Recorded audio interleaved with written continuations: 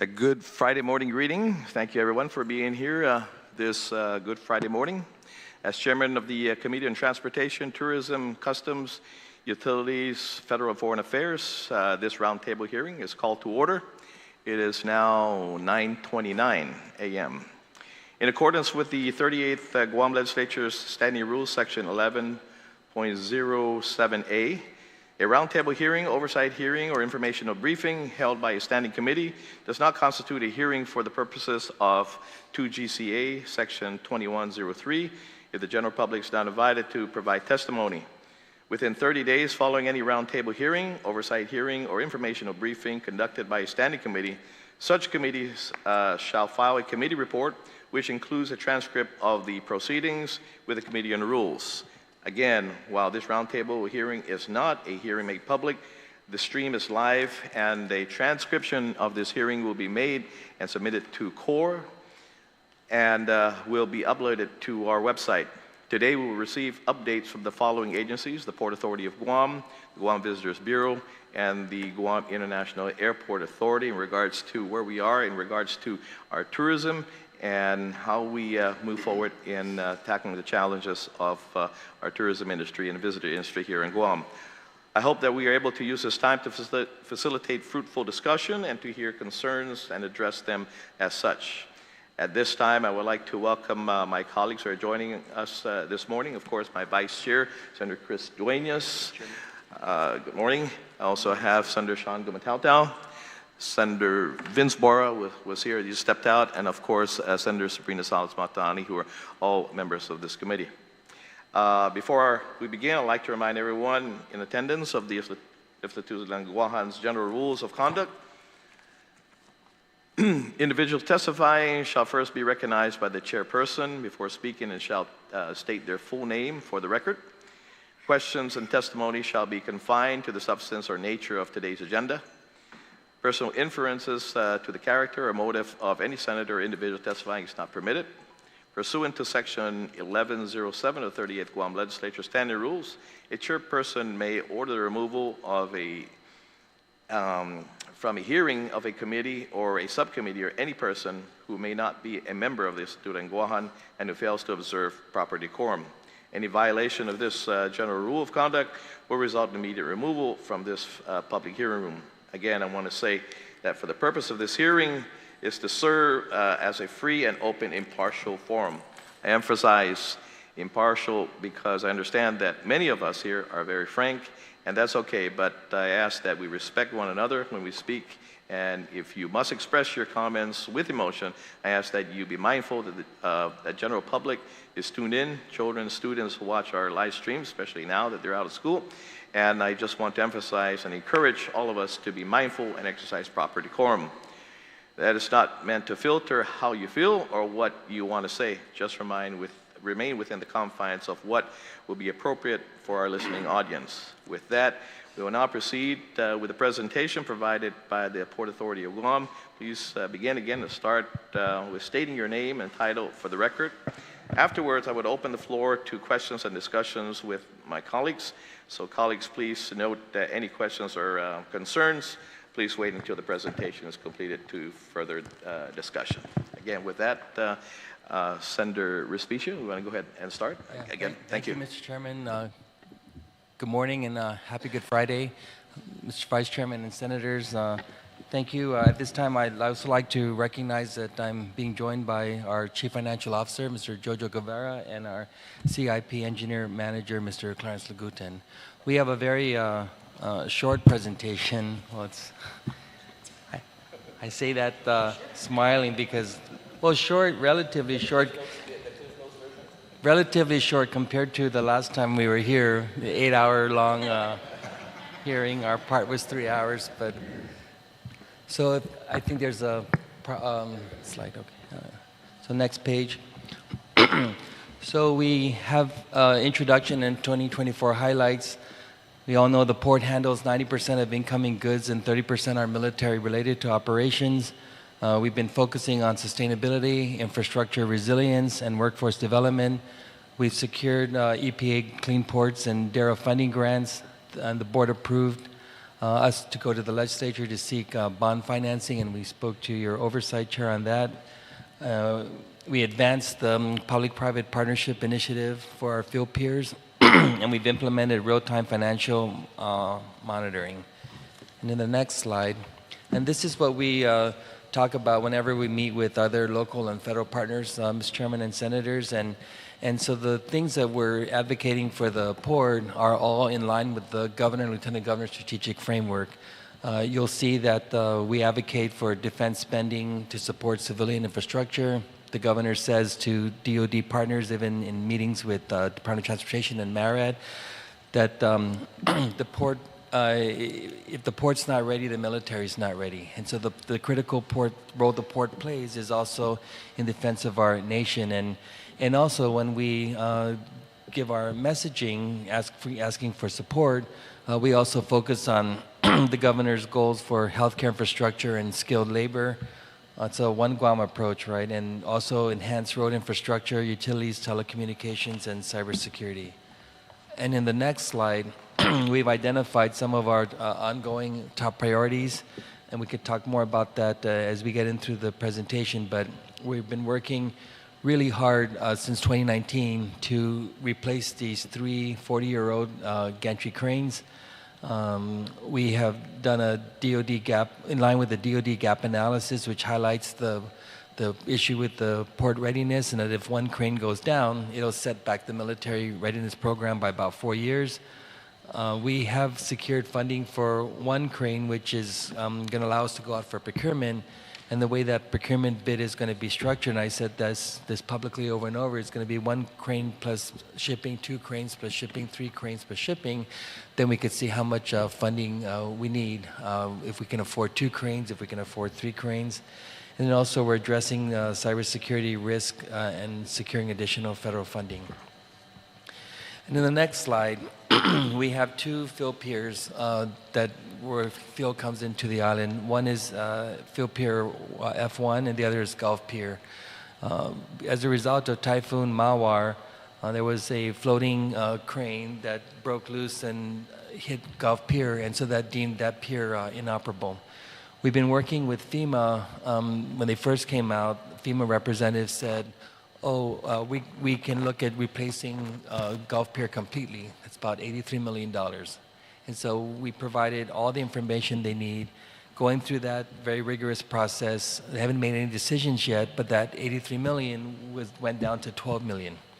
And if you look at the $83 million requirement for one pier, even at a 90-10 match, that's already $8 million. And Field Pier 1 is in dire need of fully being replaced as well.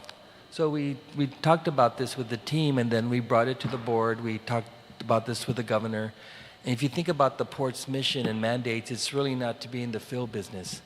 And so we asked our board, and they passed a resolution authorizing us to go out for a public-private partnership for both field piers and the old field storage facility. We don't know what kind of responses we're going to get, and we don't know unless we put it out through solicitation. And the idea in the resolution, there's boundaries that were set, like these facilities will be owned by the port, the beginning, during, and after. And the challenge we have is these field piers generate about $2 million a year in throughput.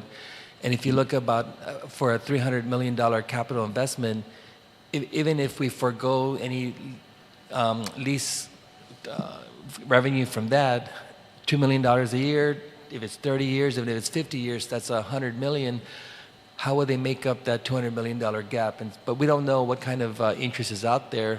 Maybe if they're going to be more robust because of the military buildup, because of the geopolitical issues, and the need for a storage facility on Guam, for Guam and the region, maybe there might be some people out there.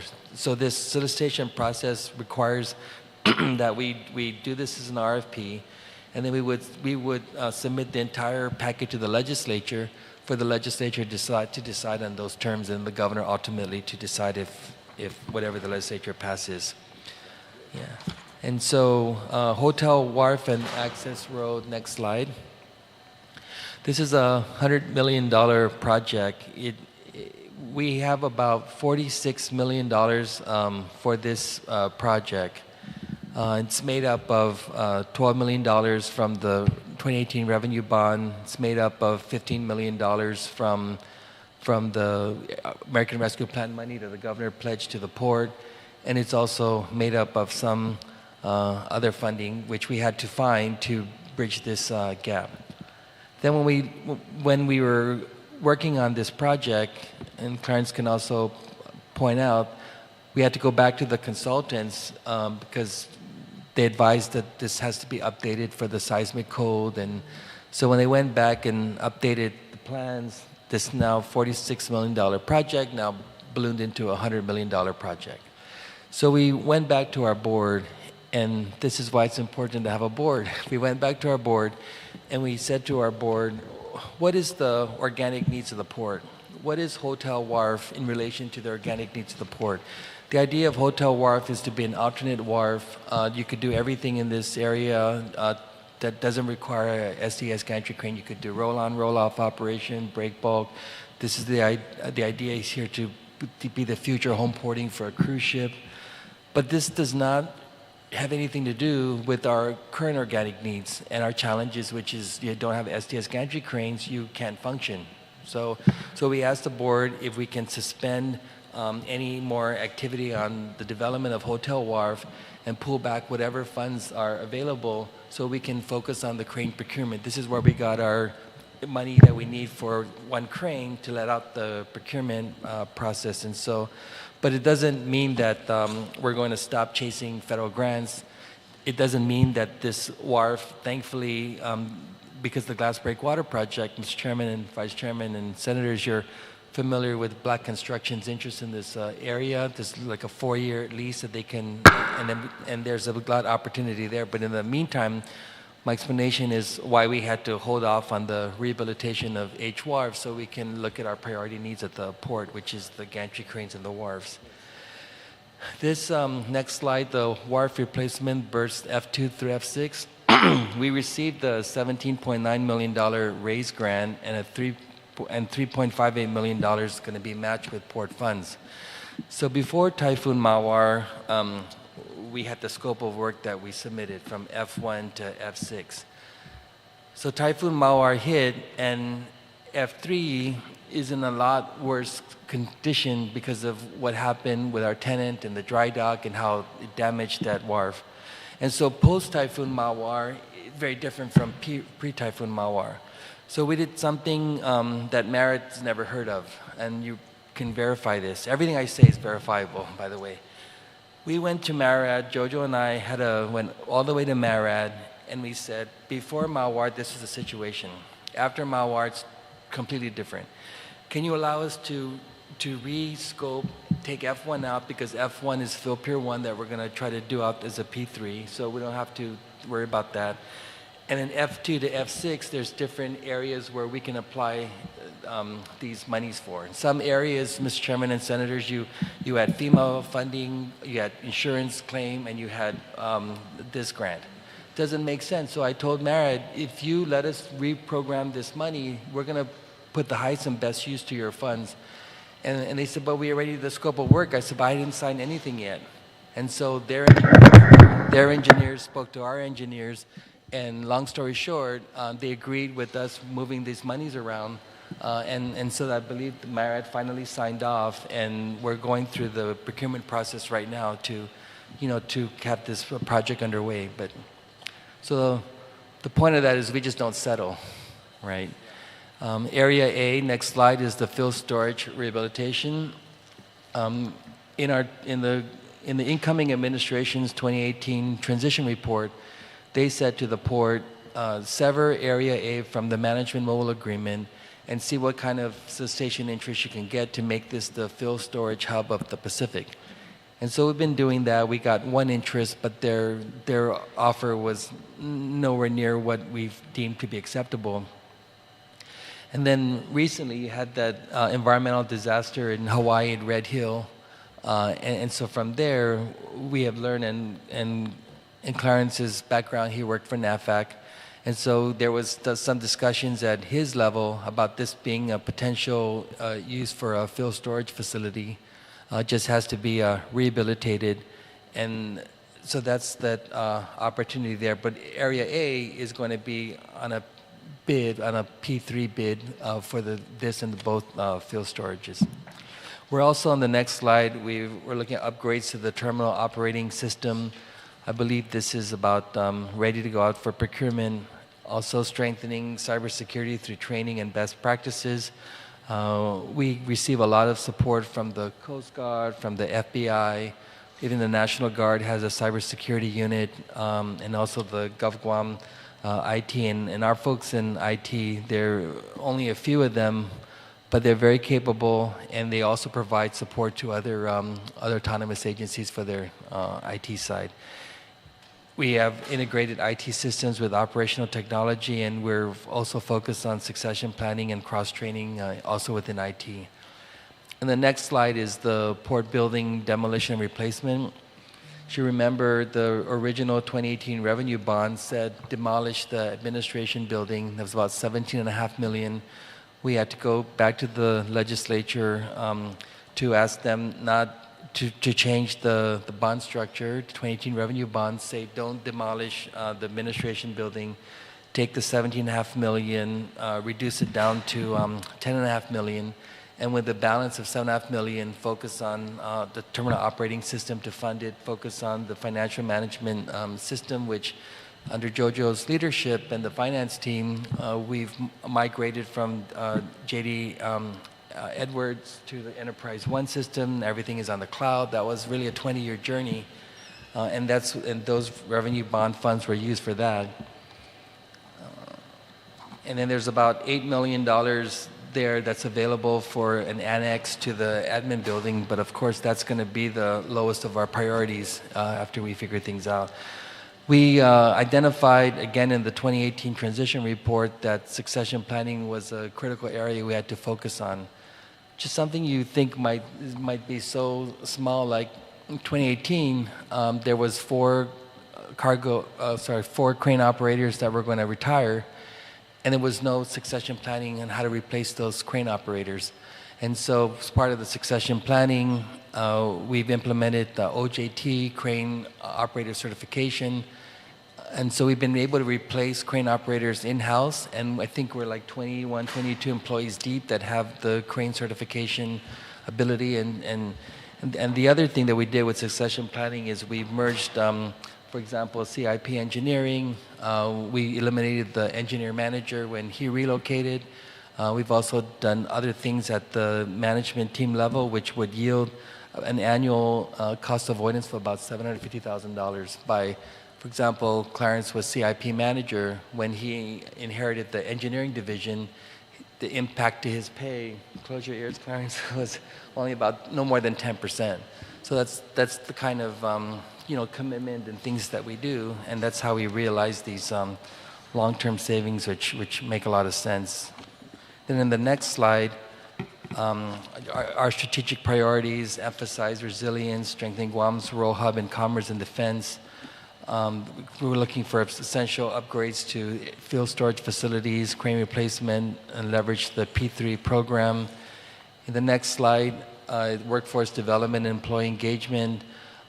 We've implemented a new general manager's desk audit policy, which is very pro-employee driven. The employee can make the requests as they do now, but in this case, we want to manage expectations. So if an employee believes that they're entitled to the next position series, this new desk audit process sits down with them in the beginning and shows them, okay, these are the things that you're doing, but this is what your position description requires. And then maybe early on they can decide if they still think that they're performing aligned with what that next position series is. The supervisor has to sign off. But it also makes sure that the employees who are doing beyond and above and beyond what they're supposed to be doing pursuant to their position description, that they're compensated fairly and properly. We have enhanced employee morale through recognition, team building, and flexibility. This out-of-position assignment certified by the general manager, this is something we've implemented on October 1st. And what this is in the realm of government, if someone's detailed to a position, they don't get the back pay until 29 days, minimum of 29 days work serving in that position. In this out-of-position assignment, if provided everything is approved beforehand, if a equipment operator who's crane operator certified is asked to operate a crane, from the first hour they're operating the crane, they're going to get the salary difference of the crane operator versus the equipment operator, or 5%, whichever is higher.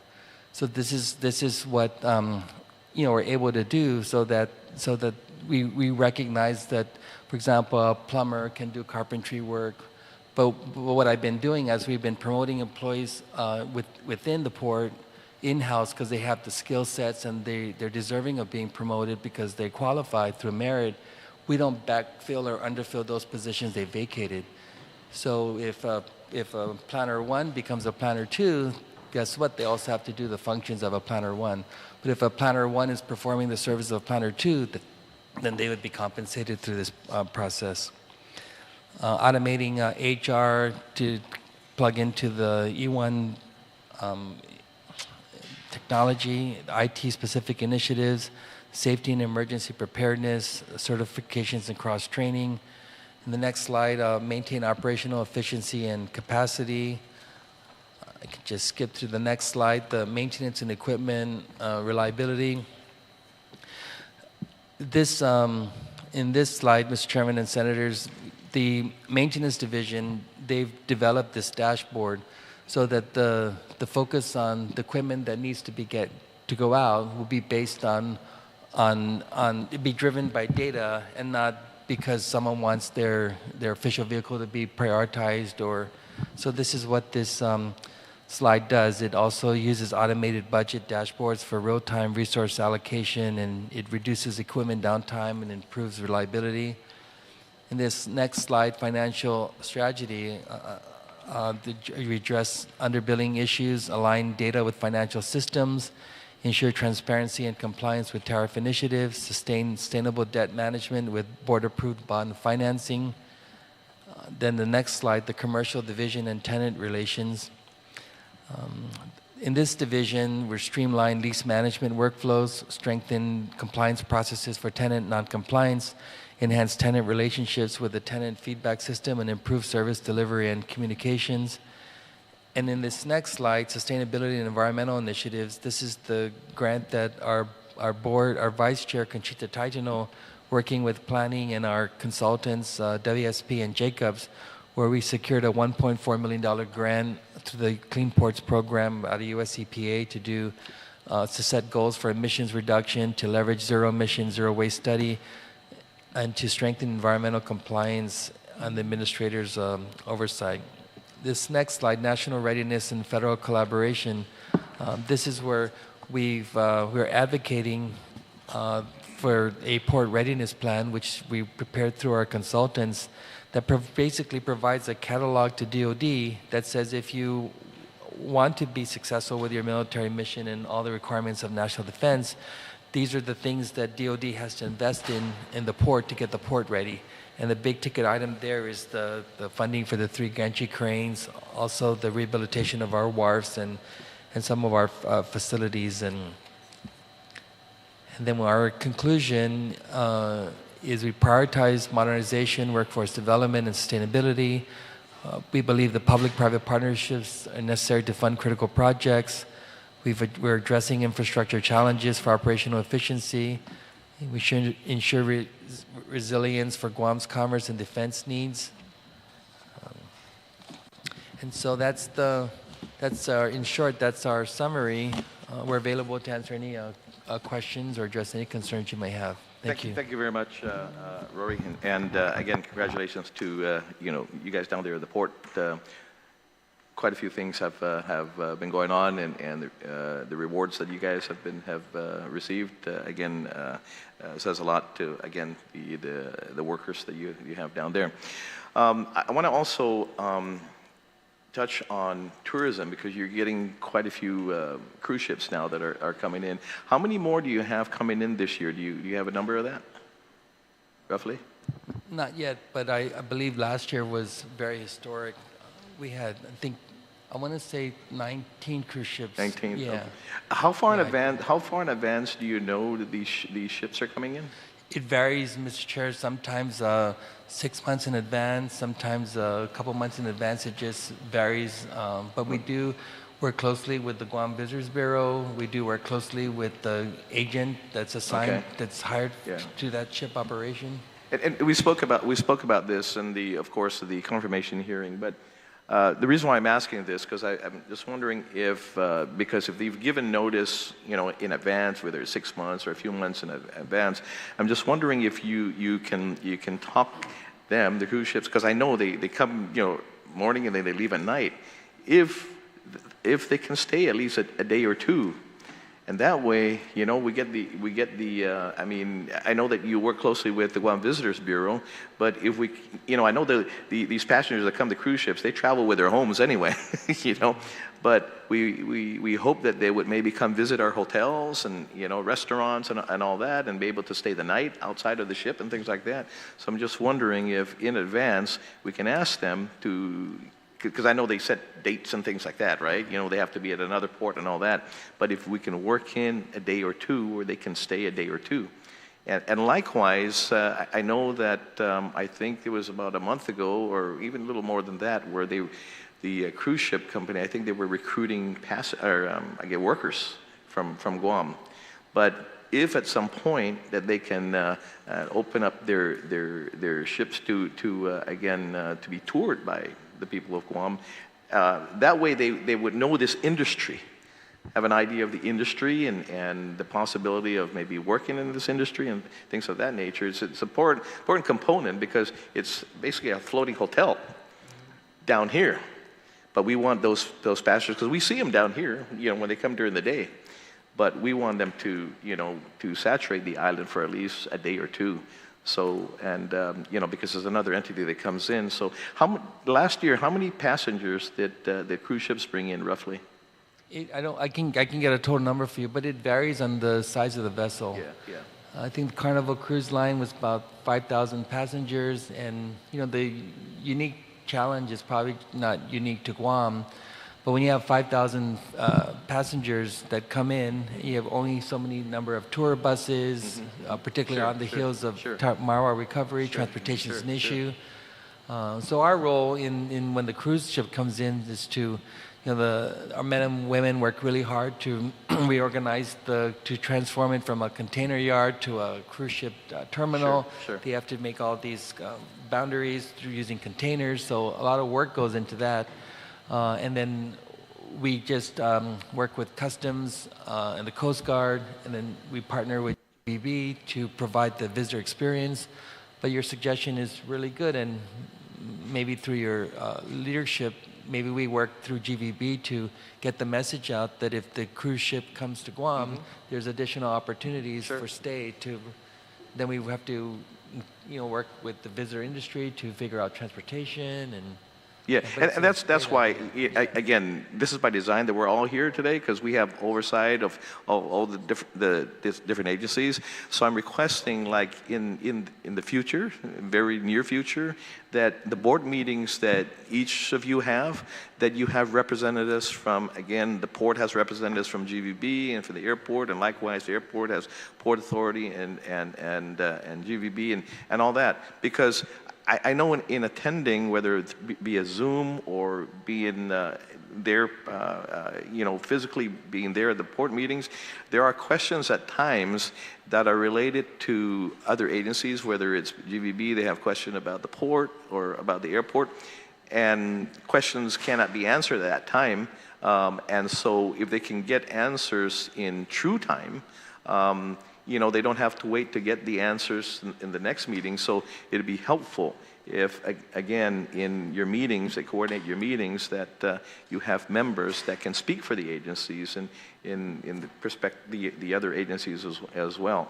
And likewise, I would like to work with the Wave Club to give them an opportunity again to be more helpful with the Guam Visitors Bureau and the visitors' arrivals and things of that nature.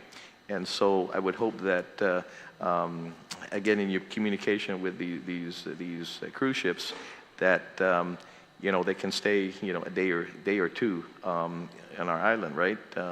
You know, you're saying 5,000 passengers. You know, we're looking only, you know, I don't know if the data's been collected or not, but the airport, I know, collects the data on how many tourists we have, but are we also collecting the cruise ship, you know, tourists that come in here? Mr. It's always good to sit next to a CFO. Yeah. So we do have the data. Okay, Last year was okay. 11,000 passengers. 11,000 passengers, Yeah, okay. yeah. 9 vessels. Okay. Yes, I lumped in all the vessels we experienced, Okay. but it's about 11,000 Now, passengers. okay, now last let year. me ask you, in the 11,000, okay, are those numbers included in the total visitor arrivals that we have? Okay, so the cruise ship industry is meshed with arrivals in the air. Okay, okay. Got it, okay. And likewise, in the port operations, right, the current operational capacity, how is it aligned with, okay, the projected tourism recovery goals, and what specific investments, again, or adjustments have been made to prepare for this visitor arrivals? And I know you said you were looking at maybe delaying a project because they're, you know, but what are you guys doing to align with the potential, again, more visitors coming in, more cruise ships coming in? Yeah, so delaying the hotel wharf construction and to push the cruise ship over there to that wharf, it's not going to currently prevent any cruise ships from berthing at the Port Authority of Guam.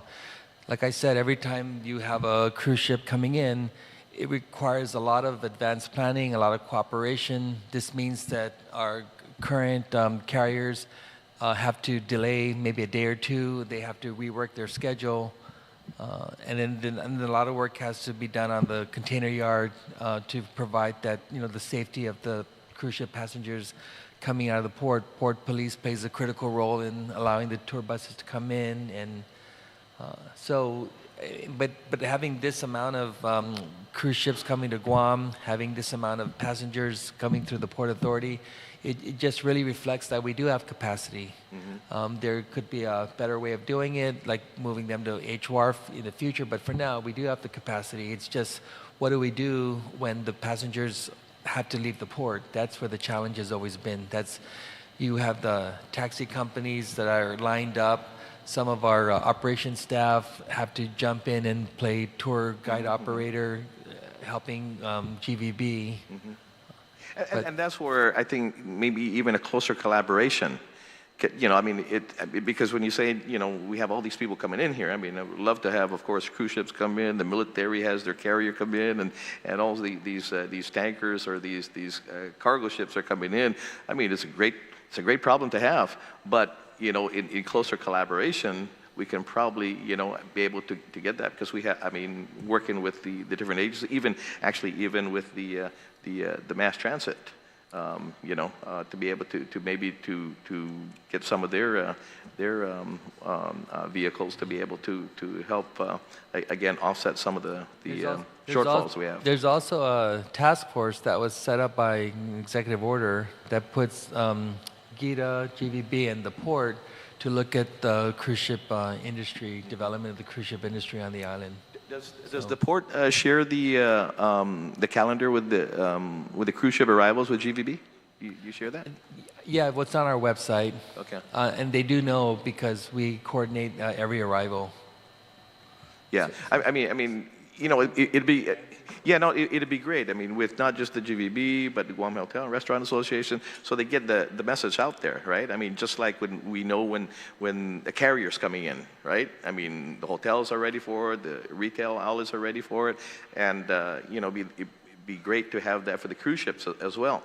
But it's even better if we know that they're staying overnight or at least a couple of days, so they can be prepared, because we know that if they stay a couple nights, you know, maybe they can work something out with the hotels and get a cheaper rate, because otherwise, you know, they already have a home, right, within the ship. But maybe some kind of discount with the hoteliers to be able to stay a night or so and you know, experience our restaurants and retail outlets and all that. I mean, it looks good. I mean, we have the fact that more cruise ships are coming into Guam, you know, but let's have them stay a little longer, spend a little more money, you know? Yep. Yeah. Mr. Chair? Chair? Susmasi, Mr. Chairman, and nice presentation today from the port group. Looks like things are moving along well. Yeah, I think on the tourism front, the logistics and the enhancing this opportunity is definitely within reach, and so I think that's been covered quite well. And I think basically this coordination gives us more opportunity. I'm sure that with the cruise liners, they have to know of the offerings, right? Because to stay the extra day, we've got to make sure the logistics are in place so that they're not just, staying in port without that coordination. But I think it's very, very worthy and something that we should move on. And so I thank the chairman for it. Back to kind of some operational issues, Rory, Senator, I've heard that there's been some advancement in terms of the port users group and operations, and I just wanted you to expand on that because I'm getting good feedback now that there's more involvement from the port users group. Thank you, Senator. And that involvement really happened early on around 2019. Prior to that, and Carl can speak to this, but I won't ask. But prior to that, there was really not a lot of collaboration among the industry. And I remember too, back in our early days, the port users group is really a force to be reckoned with, and that's how they should be treated. They're stakeholders of the port, and so early on, I said, I know that you guys haven't met for quite a while, and it's been very adversarial and contentious, but let's go meet. And Joe Cruz, through his leadership and the rest of the team, the only thing I asked, I said, this is not going to be run by the port. We're going to be at the table. We're a partner. Whether you have 60% of the market share, whether you have 10% of the market share, everybody has a voice. But for me, the only thing I asked is at least 1 hour a month, we set aside the competitive edge, because everybody's competing with each other business-wise, right? That's the reality. Set aside the competitive edge and just focus on what the port needs. And they've really been a very strong advocate for the port. They can attest to the stable leadership and management at the port, just as the bond raters have attested. That's why our bond rating has improved. And all of that collaboration and partnership really showed during the COVID pandemic. We were the only entity probably on the island that was 100% operational all the time. Well, you shut down a little bit. During COVID? Well, I'm sorry. Yeah. Well, the point is, every division at the port had to come to work, even HR, every division. There was no division at the port that was teleworking or told to stay home. Everybody came to work. And then when the governor implemented the port clinic and we had COVID vaccinations, those things were extended to beyond the port employees, beyond customs employees. It was the entire industry. And so that kind of collaboration is what been able to keep us successful. Beyond that, I know that we'll be discussing these bills in the coming weeks, but I think it's important to put this on the table right now. I know that there are offerings, and of course there's an ongoing, immediate, and very needy repair of the glass breakwater. We all know that that breakwater is what keeps us different from other regional partners. This port is so resilient and so effective for taking care of the region, but it's in disrepair as of Mawar, and we're moving on it now. Can you discuss at least your discussions in terms of enhancements, improvements that the contractor can offer, and also some amenities that they'll be providing as part of the testimony on bills upcoming? Yeah, we can and we will, because it's exciting news. If it was bad news, I'll still want to talk about it. But we want to thank you for the bill that you guys, senators, have co-sponsored that would allow for a dollar-for-dollar credit to offset the lease. So the way the lease is structured at the port, it's by statute, and right now it's 56 cents a square foot plus 5% for surcharges. And so every 3 years, the port has to do a valuation, but no matter what the valuation says, the new rate is the current rate plus 10% or the new appraisal rate, whichever is higher. And so in negotiating with Black Construction, very upstanding, company, right, on our island, they had a different idea of what the lease for the hotel wharf should be versus what the statute provides. And so in our negotiations back and forth, we don't want to adjust the lease even for this temporary arrangement because of the unintended consequences of what would that do to our other tenants of the port. And so in discussing with them and their plan to pave all the way from 76 gas station all the way down to Family Beach, their plan to resurface Hotel Wharf, to spend some money to do a structural engineering assessment, to do security lighting, fencing, because that property is strategically critical to the completion of the Glass Breakwater project. So when we looked at what they were asking to pay based on their own appraisal, I mentioned to our team that we have to know our value. And I even told Black Construction, go somewhere else. If you find a better property, go somewhere else, but you're not going to get a better property than waterfront Hotel Wharf area. And so it was a good back and forth, a lot of, but both the port and the company always wanted to do the right thing and create a win-win. And so your legislation, senators, provides that win-win. And so if a 4-year lease is going to generate about $3.8 million a year, and they're going to put in at least $2.4 million worth of improvements, that's $1.4 million. That's more than what they were willing to pay. But in this methodology, they're very happy with this proposal, and they're very happy with the bill that you've introduced because. And those improvements are not just improvements for the port, those improvements are improvements for the community. We work really hard to change the port from just being industrial to more recreational. If you drive there now, you see how clean the road is, you see how the seawall's maintained, a lot of people running, walking, exercising at night. We beefed up port police security, for that time. And if you look at the $1.4 million that's still available, your legislation also allows for things like solar lighting all the way down to Family Beach, solar lighting at Family Beach. We had plans through CIP Engineering to do a restroom at Family Beach. Of course, there's no power there, there's no sewer there, but in the plans that the team developed, you do a catchment basin for the sewage and also solar lighting for the bathrooms. There's so much opportunity and so much potential. And the way you're structuring it helps us with our debt service ratio calculation because this is all going to be booked in as a revenue, the entire $3.8 million, and the expenses will result in capitalized costs, so it'll improve our net position year after year. And when we were talking to Mr. Kai at Black Construction about this, and the bill that was introduced, that caused them to rethink their business plan to go over to also lease an additional 5 acres at Old Hawaiian Rock. And that additional 5 acres, thinking about 4 years, that's another $4 million for that area.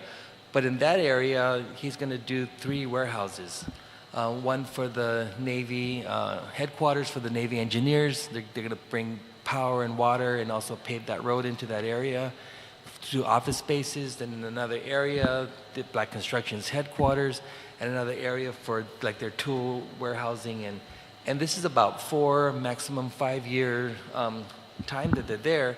So when they're done, guess what? We have a resolution on for the upcoming board meeting, seeing what does it take to permit HWAR for vessel discharge operations and to entertain cruise ship, because if that area is already surfaced and there's lighting, there's security fencing, there's power, there's water, maybe we don't have to do so much more work for the HWARF project. That's about maybe 2/3 of what is required in our plan for HWARF.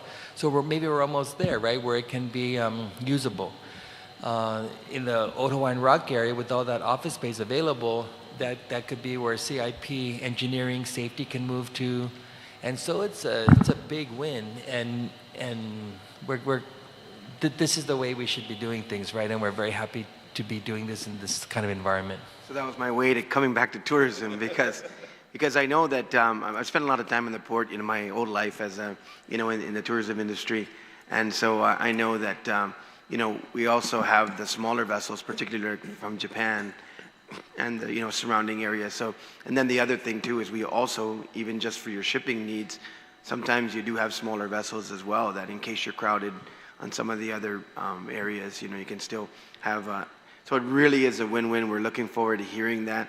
And we know also that they'll be doing, because of the situation where they're going to be pulling alongside as well, they'll be, doing the seawall as well to make sure that they have proper, protection for vessels coming in. So it's really going to be a nice upgrade. And so that's really all I have. And we look forward to that hearing. And I'm just glad that those partners have come forward and say, hey, let's make this a win-win, leave a property well improved beyond that. And it's structured as well with you that, it's not capital outlay for you. You get it back and everybody. But we can't overemphasize the really importance of making sure we make accommodations as well, because the breakwater is absolutely vital. If another storm came in and breached that breakwater, the entire island would be in big trouble. So we're thankful for the public-private partnership that's going on here and the recognition that we need to move quickly on this. While the weather's nice. So thank you, Rory, and your team, Senator, for all the presentation, and look forward to good things to come forward. Thank you, Mr. Chairman. If I could put this in context, the Black Construction's appraisal came out at 6 cents a square foot, and our appraisal is set at 56 cents a square foot. So Black Construction is meeting us more than a middle ground there, but because the law is the law, and we can't circumvent the law. And the solution would not be to go and change the rate and how the law is set because of the unintended consequences. So it's a very good proposal and the governor's very supportive of it, and she gets it. She understands quickly. She said, well, if they're going to do a restroom and bathroom facility at Family Beach, right there's from the offset, right? And that's what we want to work towards, is finding those solutions. Yeah, and if I'm not mistaken, I think that public hearing is going to be May 2nd, I think. May 2nd it is, yeah. Well, thank you, Mr. Co-Chair. Senator Gumatauta.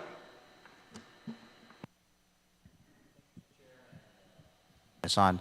Hey, thank you, Mr. Chair, and thanks to the port for all that you all do. I only had a couple of things, if I could. And I was just thinking as you were presenting about Hotel Wharf, and this is because we have the tourism industry here too. I know down the road we're looking at, it could be a tourism bond, right? If Black is going to put part of it in, why don't we try to get other parts of the tourism industry to look to invest in that particular wharf? I'm not saying that they would put everything in, but I'm just hoping that we just don't, put it to one person. I think we may want to consider, if you guys are going to be bringing in more, what do you call that? This big, cruise lines, why not?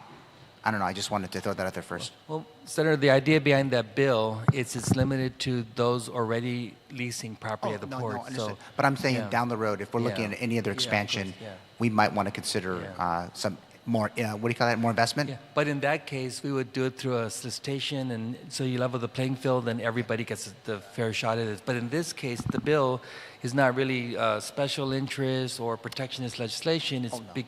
Oh, no, I wasn't even No, but I just want to clarify that it's if you're already leasing from the port, like we have Cementon as a tenant there, if they want to do some kind of improvements that'll be a public benefit, this bill would also apply. Right. I mean, because we just spent time talking about how many people would come in on a cruise line. So if it's, I get the Black part. I'm okay with that part.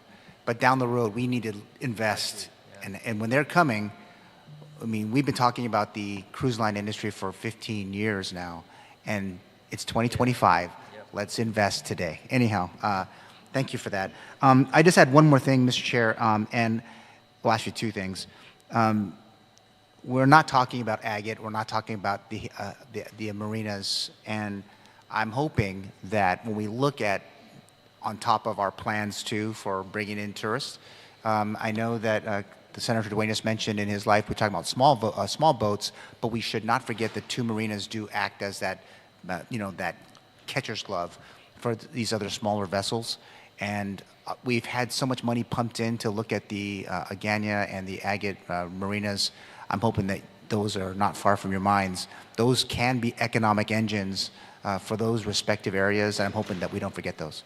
Sure. And in the case of the Agate Marina, you recall we have a public facility there, first time ever. And also the expansion of Dock B, I think that was like 14 years before we actually were able to complete it. That created more additional slips, but for the smaller, for the small boaters, for those that do like sustenance fishing and things like that. And as your marketing efforts go, look to those two marinas, I'm hoping we can maybe, like I mentioned in the confirmation hearing for your board members, that we can build. I mean, we should look at focus.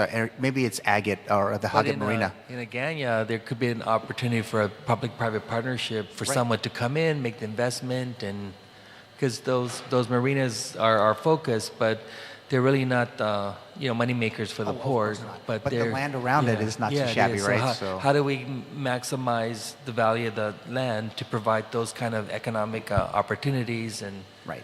Yeah. And then my last point is, and interestingly enough, Mr. Chair, this morning President Trump signed the Unleashing American Commercial Fishing in the Pacific Proclamation, in a sense, to expand and protect all of Guam's economic, these are EEZs, if you will, to allow us to go in there and do more fishing, protect our fishing industries. I know that we're not like American Samoa, but which helps them immensely because I think 80% of their economy is driven by the fishing industry. But when you mentioned in your presentation about expanding commerce, we should also be looking at taking advantage of this effort today by the Department of Commerce to find ways that we can also expand. I mean, our economy just can't be stuck in one place. I know from the airport side, they're going to be able to use that ability if we're able to take advantage of our EEZs, and let's start using it so we can protect our fishing lanes and then use either whether it's the port or the airport to basically use our place as a better marketplace for Pacific fishing. And also something the chairman talks about is the free trade zone, having the airport and the port identified as a free trade zone, and that way we could capitalize on any tariffs that are going to be imposed. Right. And I think that and timing, Mr. Chair, is everything in terms of, and if we are looking for opportunities and options to help increase our economic prosperity, I can't see why we can't explore. Fishing has been part of our lifeblood since the start of time, but we need to look at maybe opportunities to expand our fishing industry, and I think this is a great step forward from the president. But I know we're always looking at the shipment hub and all that other good stuff, but at least I just want to put that on the table today. And thank you again, Senator, for this. It's actually, you guys just keep on keeping on. And I'm really appreciative of even listening to at least my concerns, and I appreciate it. Again, thank you again, Mr. Chair. Thank you, Senator Gumatalo. Senator Bora. Thank you, Mr. Chair, and thank you, Senator Respicio. I think just some comments. It's always, I guess, refreshing when agencies come down here and share kind of the success that you guys are doing there at the port, not necessarily asking for more money to do bigger and better things. So, as senators, it's always good to just, it's always good it's always here to hear good things and expansion and maintaining and like Senator Gumutao said, keeping on. And of course, the work that we're doing to support you guys in those efforts, especially. I think the only question I have, and I share this because yesterday, I was driving down and I saw the woman that everybody talks about that like pulls her pants down and poops on the side of the street. If you guys, I didn't know that was a thing because I was sharing with my wife and she was like, yeah, that's normal. There's a viral video, but I bring that up because when I saw that, and then of course I was talking to my wife, she brought up the thing about drugs, right? She's a social worker and a school counselor, and when that was going on, she brought up a thing about but the AG always says that we need to all the meth is coming in through the port, and we need to inspect 100% of all the containers. We know that's just not realistic, right?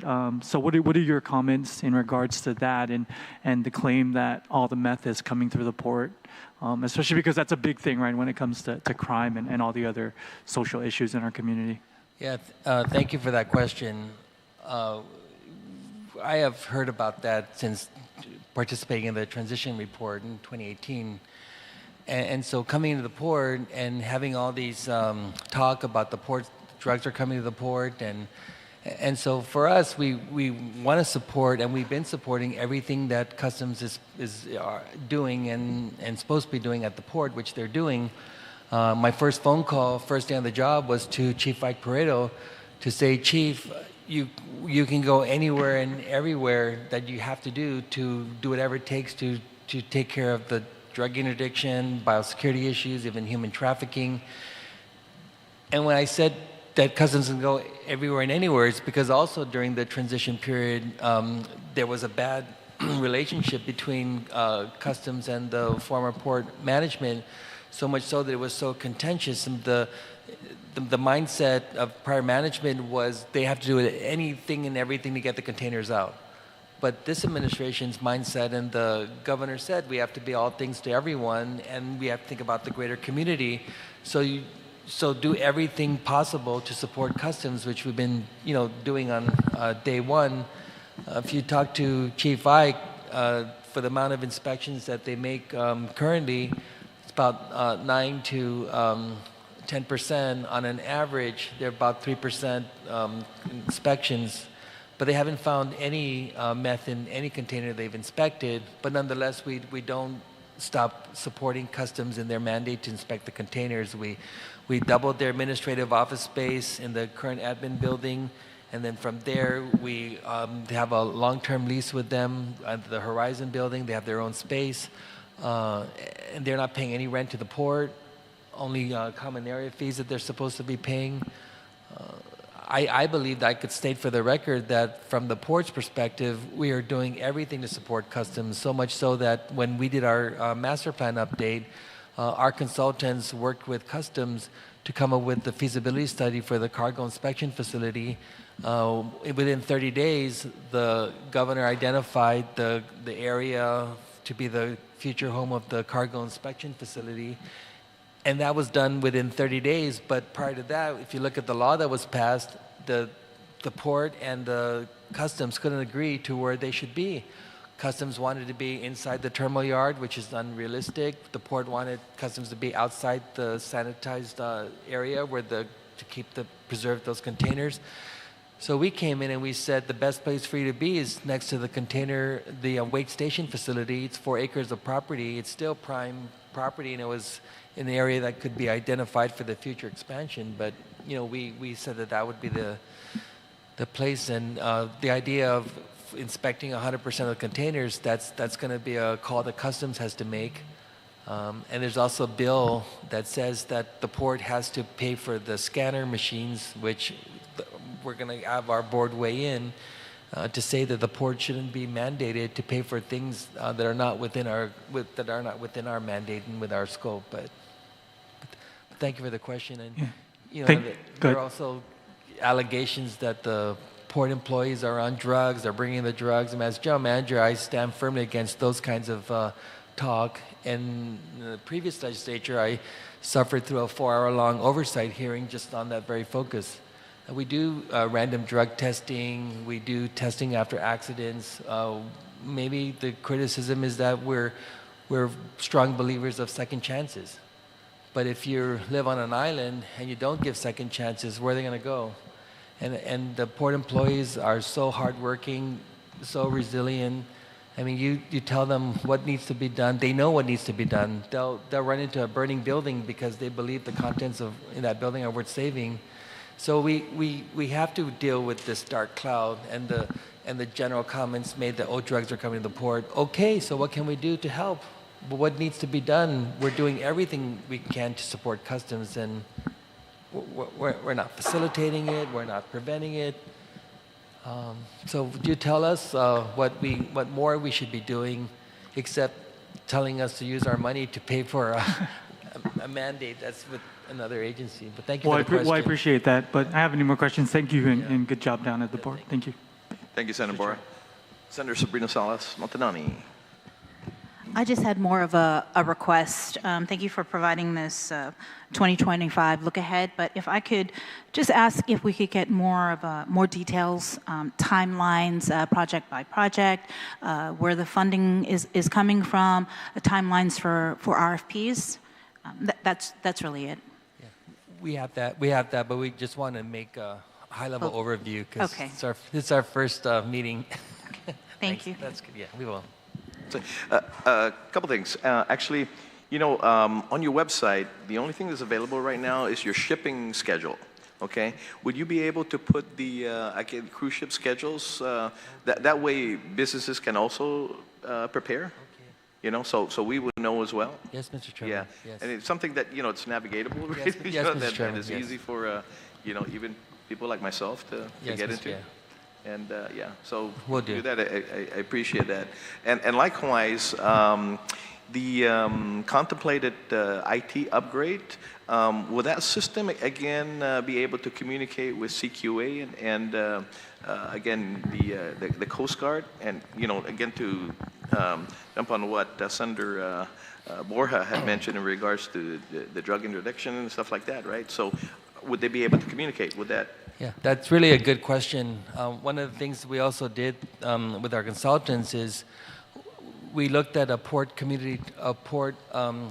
terminal, like where the carriers can access, and so there's a study that came out that tells the carriers and customs what needs to be done on their side so they can plug into the port's IT infrastructure. But already, as much as we can, because there's a law that requires advanced having the bill of ladings digitally searchable and other things, and we are sharing those informations through our IT, and it's port like a port hub where everybody can plug into. You're right.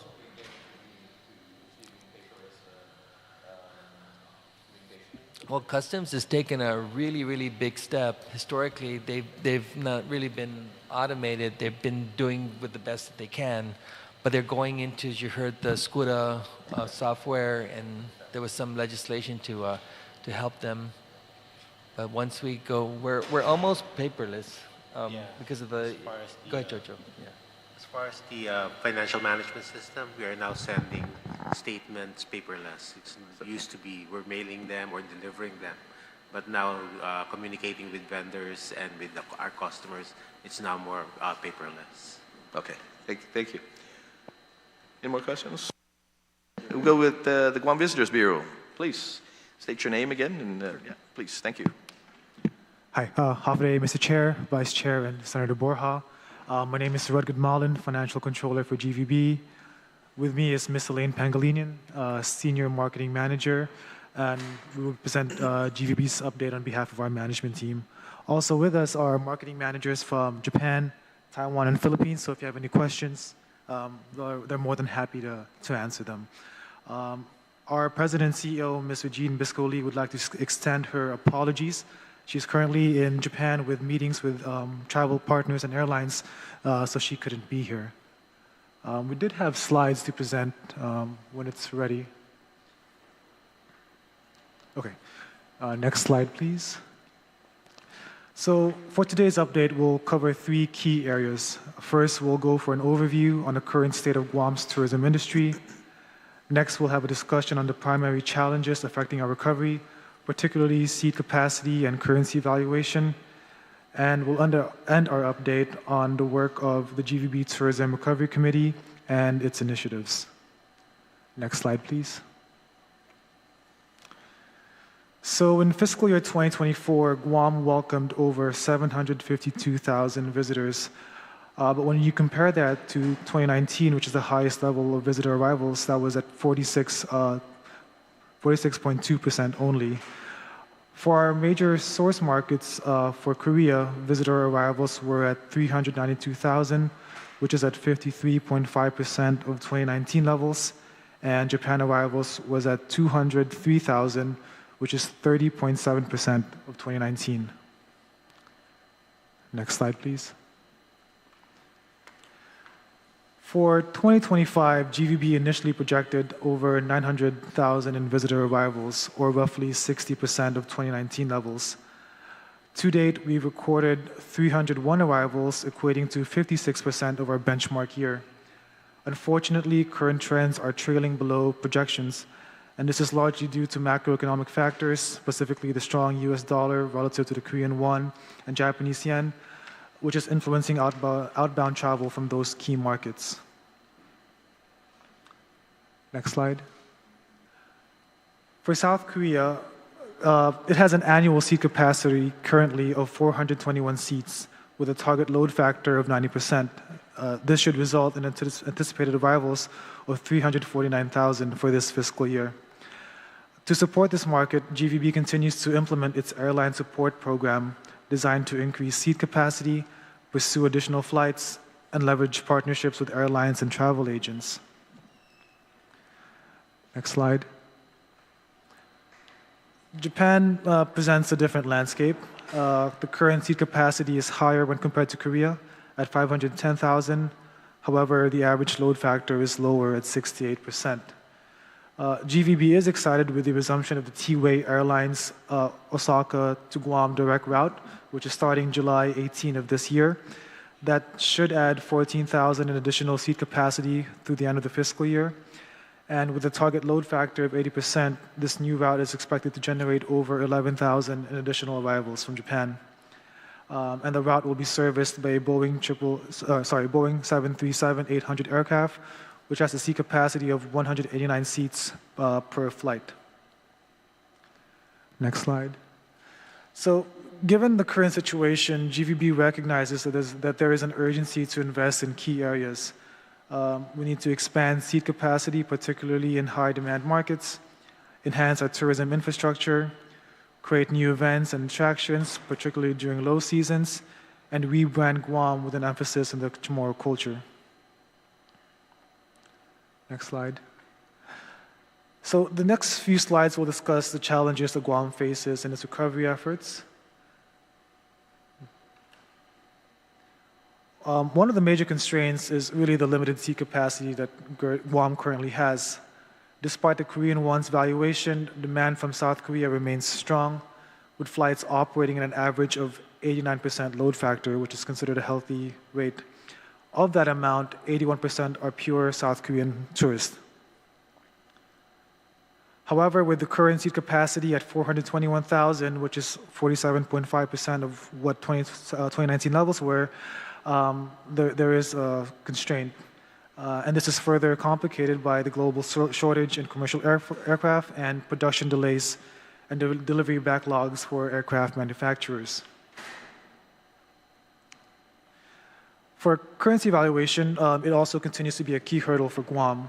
Since 2020, the Japanese yen has depreciated by 40% and the Korean won has weakened by 21% against the US dollar. The depreciation makes travel to Guam relatively more expensive, and travelers interested in visiting are faced with a price-sensitive decision. Often, travelers will divert to regional destinations in Asia that have more favorable exchange rates. Currently, the top 5 destinations for Japanese outbound tourists are Hawaii, South Korea, Taiwan, Thailand, and California. And for South Korean visitors, it's Japan, Vietnam, Thailand, Australia, and Indonesia. Now we'll focus on updates for the GVB Recovery Committee and its plan to revitalize arrivals.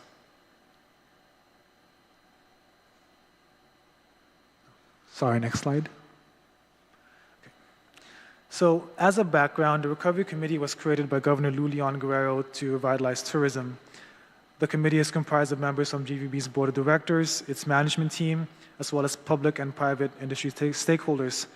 And we wanted to take this time to recognize the ongoing success of the Recovery Committee and wanted to thank the legislature and the executive branch for its support. So on behalf of GVB's management team, we extend our appreciation and gratitude to the Governor's Office, the legislature, and our oversight chair for their continued support. This slide presents the 3 main focus points of the Recovery Committee, which is destination management, air service development, and marketing. And the next few slides will share more insights on each focus point. In terms of destination management, there are short-term and long-term goals. Short terms, which we categorize can be achieved within 3 to 6 months or within this fiscal year, are water blasting and painting of highly trafficked areas, minor repairs such as cracks on sidewalks, and we continue to support GVB projects like the beach cleaning, landscape maintenance, and park maintenance.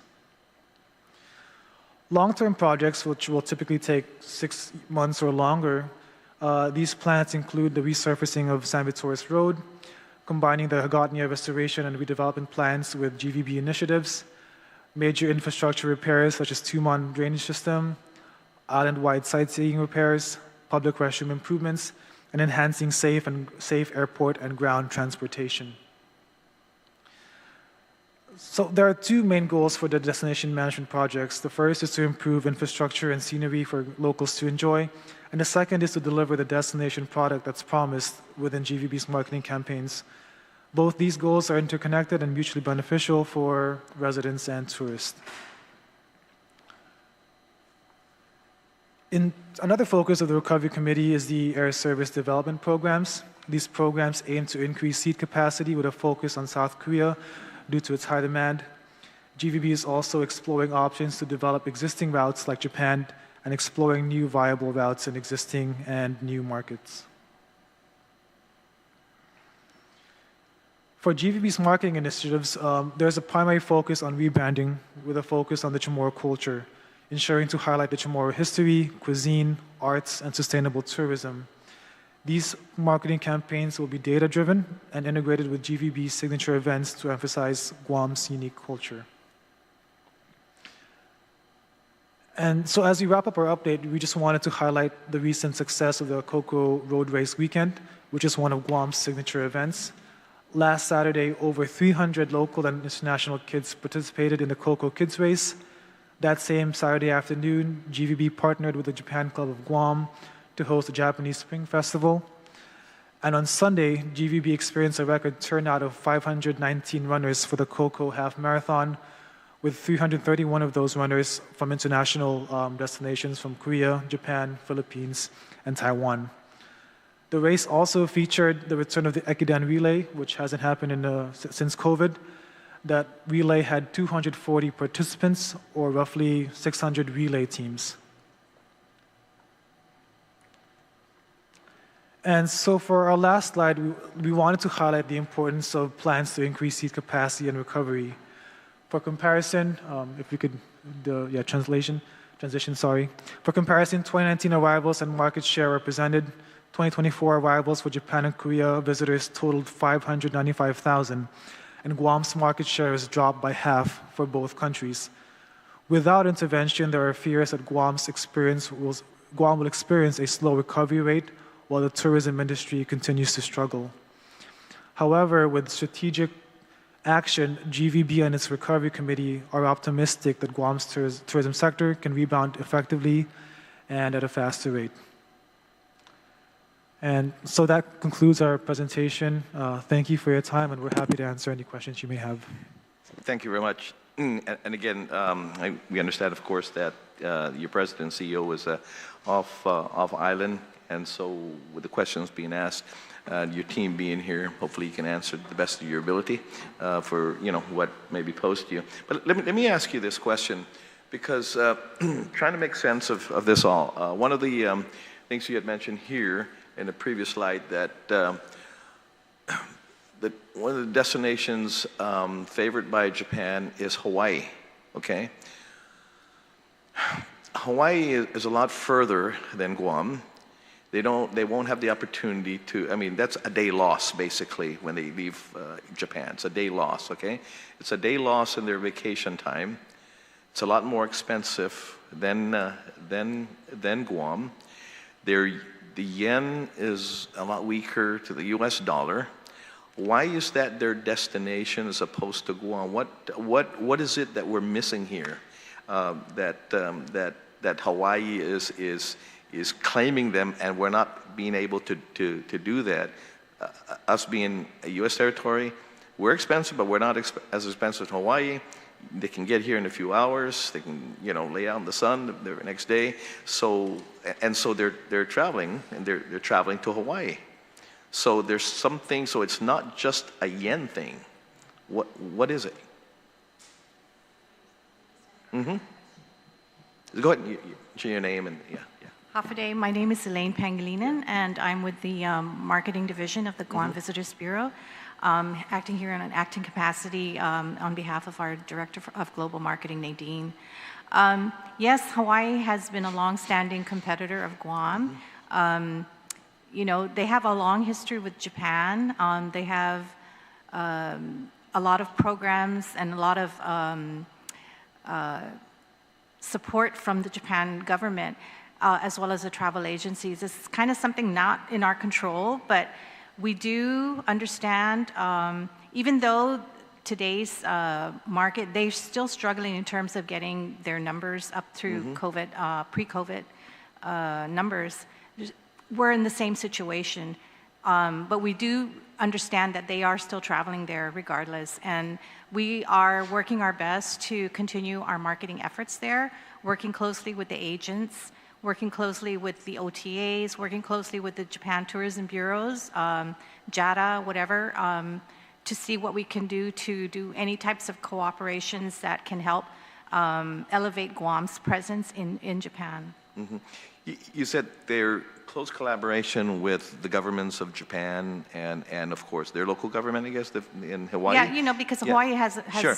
Yeah, they have a very close, you know, from the very beginning since they've opened, the Japanese has always had a close relation with so basically a lot of, from what I understand, a lot of the travelers also are repeat visitors to Japan. And I think a lot of it too has to do with the, what do they call it, the time sharing that they have, which is very present in Japan. So I believe that contributes to the numbers as well. Yeah. What is the recovery rate at this point from COVID? Where are they at? Yeah. The recovery rate for Japan, I think that's in our, but another thing, Senator, for, you know, Hawaii has a much bigger budget than GVB. Sure. So, you know, they have a lot more opportunities to do a bigger types of promotions. But I'm not sure what Japan's recovery rate is. I think it might be 50%. I don't think they're up to 58. Oh, lower than that? It was in here, yeah.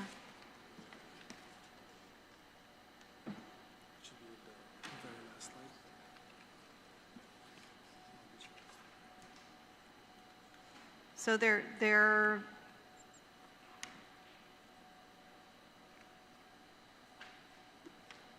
for Guam, the Japan share was 1.3. Do you have the information? Right now, about like overall for Yeah, Japan. yeah, their market share. Right now, compared to 2019, they're still about 47%. Oh, 47, so 47? under Compared to 50%. 2019. Yeah. But right now, they're up for the month of February. They're up 20% year on year Okay. for their outbound travel. Okay. Outbound. Okay.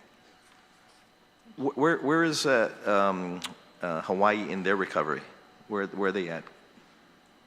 As she mentioned. Oh, they're- okay. Yeah. Okay. That's okay. Yeah. Got it.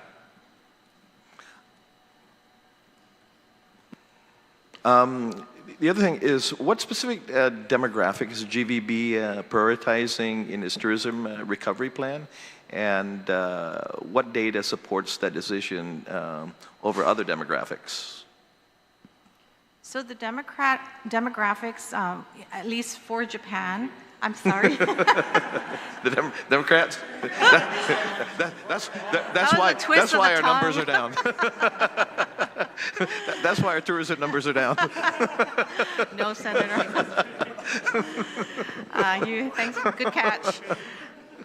Demographics, so like for Japan, lately the trend has been, you know, the generation, I'm sorry? Oh, yeah, so right now the FITs have been the number one. They've exceeded the traditional travel agents, packages and all that, yeah. Okay. How is GVB evaluating, again, its return in investment based on off-item marketing campaigns? And can you provide examples of, again, recent efforts that, delivered tangible results for our island? How do you evaluate that? And, when we go out to market, like we have currently the president and CEO is over in Japan, and alongside with the deputy general manager from the port. And so those are monies incurred. Somebody's got to pay for it. But how do we evaluate that marketing effort, and what return are we getting on that investment that we put over there? I mean, if it's a $10,000 trip, are we getting investment? We're going to get 50, 100 grand from that visit. Yeah, so a lot of times when we, based on our budget and based on how we utilize the budget for specific programs, we try, and like, again, in the Japan market, we're pushing for conversions. So we do a lot of digital advertising. We're doing a lot of consumer promotions. And based on that, we try to, and as well as the working with the travel agencies. So based on the programs that we provide, like My Support, group support, things like that, so whatever we provide, that gives us like the return on basically the amount of based on that, the programs, based on that, the amount is based on the number of sales that they make for that specific program.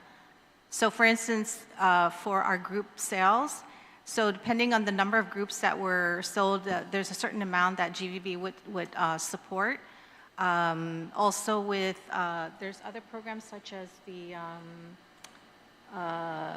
we have Guam, we do have the Guam Go, Guam Pay program where visitors are entitled, those who buy packages or a trip to Guam are on our supporting agents, they will receive a subsidy of like $30 to spend on Guam.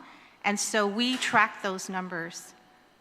And we do a lot, and based on our website advertising as well, and all our digital promotions, our influencers based on the reach and the actual, what do you call that, their response to the program. That's how we were able to track that as well. Okay. In the presentation said that GVB is going to be rebranding and more of the local culture, right, and all that. It seems kind of odd because it should have always been about the local culture. But with the, of course, growing competition, how would the Bureau ensure that Guam's unique culture in its rebranding, again, be effective? Really be effective. What is the uniqueness that we have that we'll be able to? I mean, is Hawaii doing the same thing? I mean, they're doing the culture, and what aspect of cultural enhancement are we going to have that is going to be unique to be able to get them here? I think, Senator. Yes, our culture never. We've always promoted culture in all that we do, but I think what we need to do is. Take a little bit more or reach out a lot more and revitalize our cultural organizations and work much closer with them to come up with more programs that will really enhance the experience of the travelers that come to Guam. And so we don't doubt we have any cultural deficiencies at all. We just need to work a lot more closely with them and kind of get them on board to do a lot more programs with us, and then, just strengthen that relation. Just last week and even today, actually, working closely with hoteliers, actually, that have either bought a hotel or in the process of building a hotel here in Guam. So that's good news, and we're meeting this afternoon with the governor as well in regards to a company. In particular, it's Huawei, right? Huawei, yeah.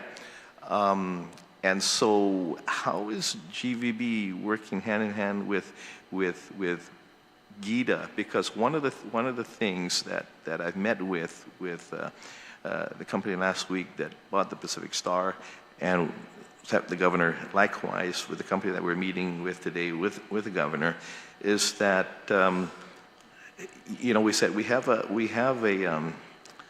QC program, and at first they weren't aware of that.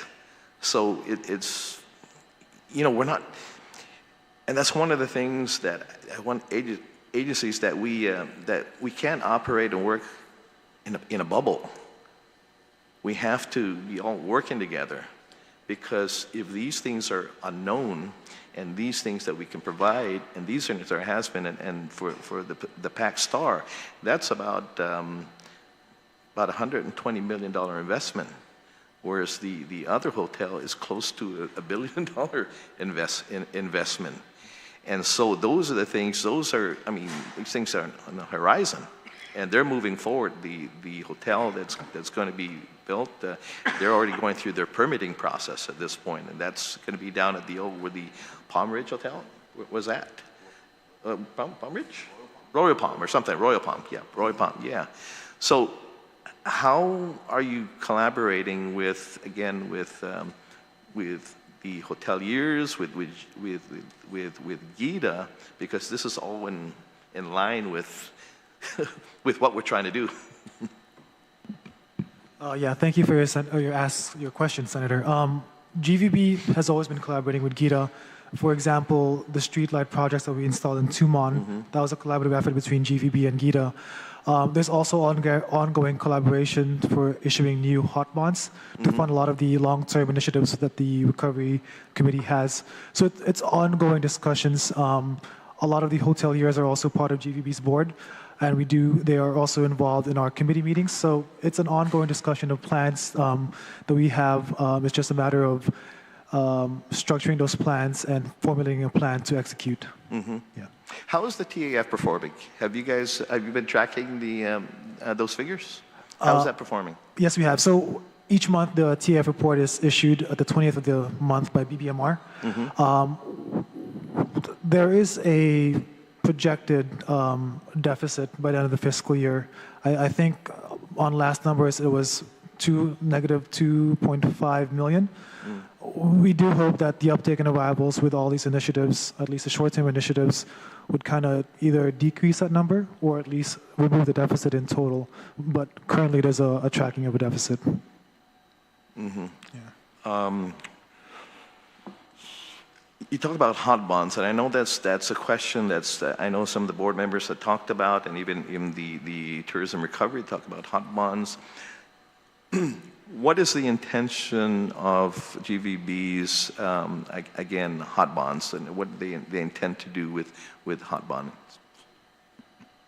So based on the discussions with the Recovery Committee and management, if we do issue hot bonds and if it's approved by the legislature, either 80 or 90% will go to capital improvements, capital projects, with not only in Tumon but also in Hagåtña and other popular tourism sites. There's also discussions of putting 10% into either marketing campaigns to support the airline programs or operational expenses. But I think it's either 80 or 90% just really to infrastructure improvement and improvement in Tumon and other tourism sites. Well, when you talk about Tumon, because of course, the majority of the hotels are in Tumon, but you have to remember there's the Riga as well, and it was not the Onward anymore, it's something else. What's that? Hoshino, okay. But those are hotels as well that are affected. And the problem with those hotels, they're not beachfront. I mean, they're beachfront, but they don't have really access to the beaches. So they have a bigger challenge. So when you're saying Tumon, okay, is that inclusive then of basically hotels that are not really on Tumon, but they're part of the hotel industry? They're part of a great challenge that we have, and we don't want to see them boarded up either. So yes, you're correct. We do also prioritize. I believe that street is called Fahrenholt, if I'm not mistaken. Yes. So from San Victorious up until the Circle and up until Fahrenholt, that does also get attention from our maintenance team. one of the short-term plans for the recovery committee is really just to spruce up and improve the graffiti, not in Hoshino, in Fahrenheit Street, and also in Tumon. So it's not just really San Victorious Road, but also the 2 hotels that are stationed in the Oka area. Can I ask you, because it was last weekend, we had the cocoa race, right? Was that marketed in Japan? It was? Okay, because I know in previous years, I mean, there was a big thing made out of, the folks all these folks that came from Japan to all that, right?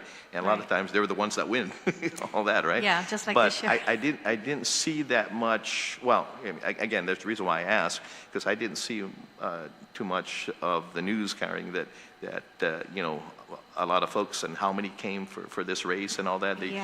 So. Yeah, so we did get international participants, and there's on our, we had over 300 plus runners from Japan. I'm sorry. That came from Japan. 50 runners from Japan, 119 from Korea, 15 from the Philippines, and 5 in Taiwan. Okay. So all our markets do promote this way ahead of time as soon as we find out the dates for the event. And so we will do the same for next fiscal year, which we've already identified the dates. And so all our markets have participated this year. Okay. Yeah, the top runner, I believe came from, or both the male and female were both from Japan. Yeah. And then the one from Taiwan. How many came from Japan? How many do you say came from 50, Japan? but 50? 107? 107. 107. Yeah. And do they, when you say you market to Japan, how do they market it there? Do they work with their running club over there? Is that what they're Yes. Yeah. Yeah. Yes, we do. We do market with the running clubs and through our social media throughout, in general. We also use influencers to come and also promote the event. Yeah. Go ahead. Yes. Yeah, please, go ahead. Good everybody, sorry. Introduce yourself. Yeah, please. Yes, I'm Regina Nedlick. I'm the Yes. Senior Marketing Manager for Japan. Yeah. I just wanted to share about the total number of runners. Yeah. Sorry, the number, it increased because we have been selling packages through HIS. Oh, okay. So this year, we introduced it again. The reason for the low turnout, not low turnout, but since COVID, right, we've been trying to rebuild the Cocoa Road Race. And so this has actually been, for international runners since COVID, one of the biggest that we've put together. HIS, according from our program for this fiscal year, calling Guam Wellness Island program. So this is one of many programs and activities that HIS is supporting to package Guam in Japan. And so we supported the event with them, encouraging them to participate both in the kids race, the full marathon. In addition, we assisted with social media support with them in market, because as you know, for Japan right now, a lot of our work is towards digital marketing and online promotions. The number of travelers now, it's been a shift from package-driven travel to now FITs and online OTAs, direct bookings, and different channels through social media and SNS. Yeah. And so this is a good, for us, we made great strides in Japan for this. We apologize, the number was, No. it actually increased. It was actually 107, not 50 runners. That was the first initial. How far in advance do you have next year's date already set? Yes, we do. You do? Okay. So, particularly for the Cocoa Race, which is one of our signature events that we were promoting even pre-COVID, right? Yeah. And at one time it was an international race, but we now are bringing back the significance of the Cocoa Bird for this race. And so we're trying to schedule it like 2 years out, the dates, so that it can be easier for our Japanese travel trade to be able to work closely with the agents in pushing the event. Especially for the travel agents and our travel trade in Japan, they need at least 6 months out to know what the calendar is, right? But for FIT travelers now, which are more coming, that are coming to Guam now, they can book in like 3 days Sure. to a week. No, I to a understand year. that. And the reason why I ask that is because, you know, as a former professional athlete, I plan my competitions a year out, year and a half out. And if this was a warm-up for something else, you know, a bigger race, then that's what they would do to get acclimated to the weather, especially if they're going to maybe a weather that's maybe even more humid than Guam, and all that. But I know elite athletes, they need at least a year out to know, you know, and yeah, again, traveling, you know, as a matter of fact, is weird because I got my global entry last week, you know, and one of the flags is, sir, you were flagged in 1989. You were bringing something that you did not reveal that you're carrying. I said, oh, I remember that. I had strawberries. And when I compete, I bring all my food with me and I eat it, right? And so when they said, sir, you can't bring the strawberries, I had to eat it right there. But that was flagged. So they almost didn't give me my global entry because I did not, I did not say that I was bringing strawberries. But, you know, again, these guys plan out their meals and things like that. So it's, you know, I'm just wondering, but you said 6 months, right? Yes. So Can I also yeah, say something? sure. So, Senators, this year we both, you know, Japan and Korea, they brought out really good influencers who also ran the race. And so with their exposure, once, you know, they've been exposing a lot of the activities they participate in this year's events, not only with the race, but as well as all the different sceneries of Guam, the option tours, things like that. So they've been actively posting that. In Korea, I believe there was a group, the GoPro. They cooperated with GoPro, and so they really documented a lot of the things to do here. So these things we're hoping that with that they would take this back and then you know, expose Guam even more for the next race, which is slated for April 11th and 12th of next year. Sure. What other sporting events are being promoted? I know we lost the track, so we're not having you know, track car racing anymore at this point, at least. So for right I now. believe the cycling race, and we observe, Gabby and I, we were in Taiwan just very recently, and we noticed there's a really big population of cycling bike riders, and so we've already tried to engage with the team there to make sure they reach out to all the cycling organizations there, and let them know of the upcoming tour of Guam. There you go, tour of Guam. Yeah. Yeah, you know, jiu-jitsu has been a very big draw. And I know the Marianas, I think jiu-jitsu, I mean, I know I've met with them personally. And I know just this, I think this past weekend, I mean, and then just at that field house about a month and a half ago, I mean, that place was packed.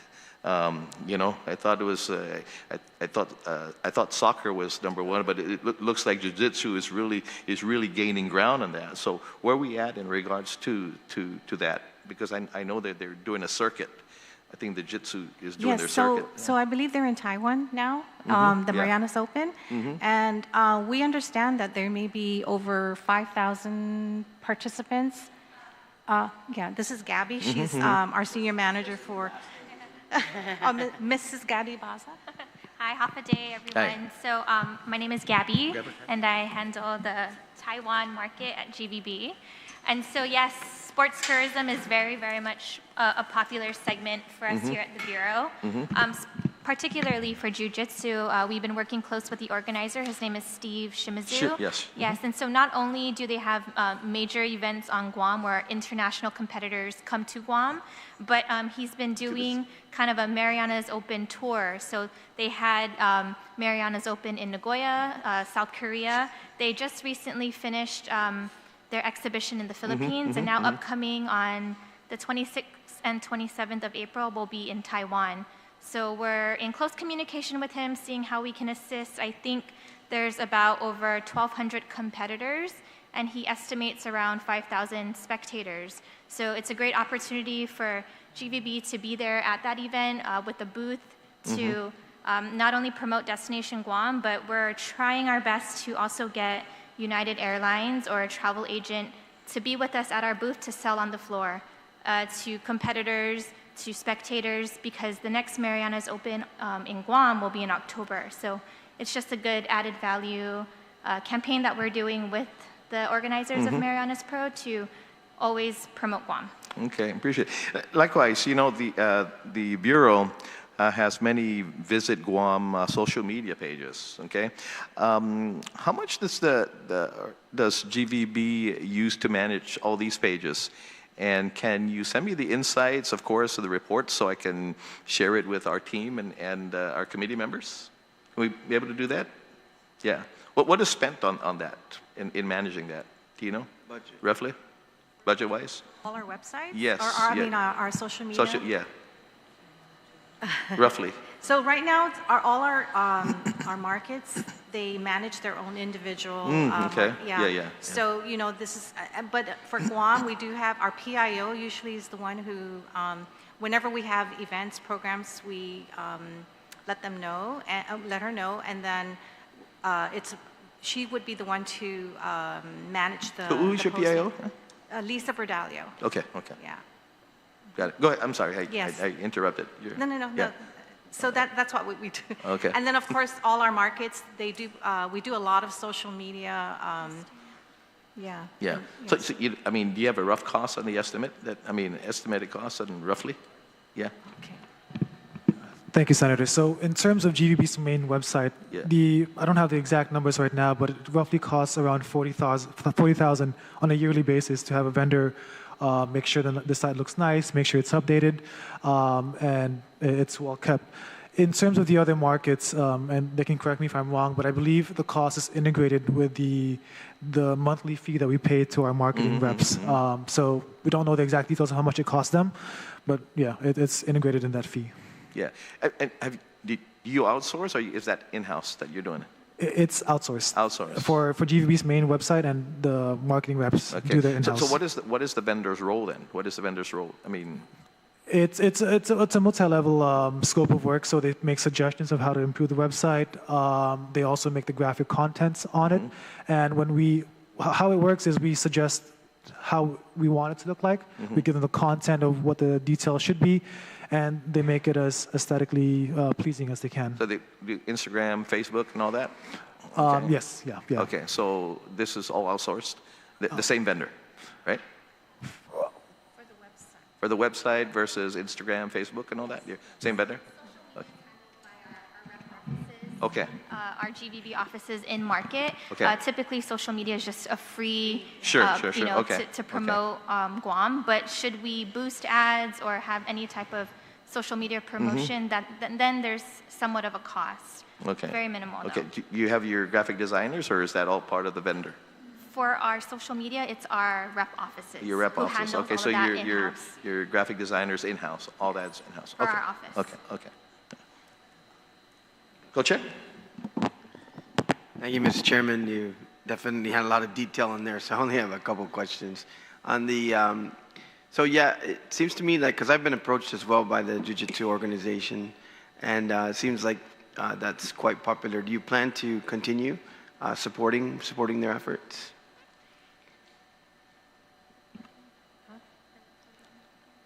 I guess they've requested funding, so I just wanted to see if the board has been contemplating supporting that. I know there's a big event, I think, coming up in September. Right. And so I'm just wondering if you're contemplating continuing supporting that. I believe so. Yes. Okay. Yes, and that's something. Yeah, for Japan, it's Okay. I think for Japan, Jiu-Jitsu is very much a growing sport right now.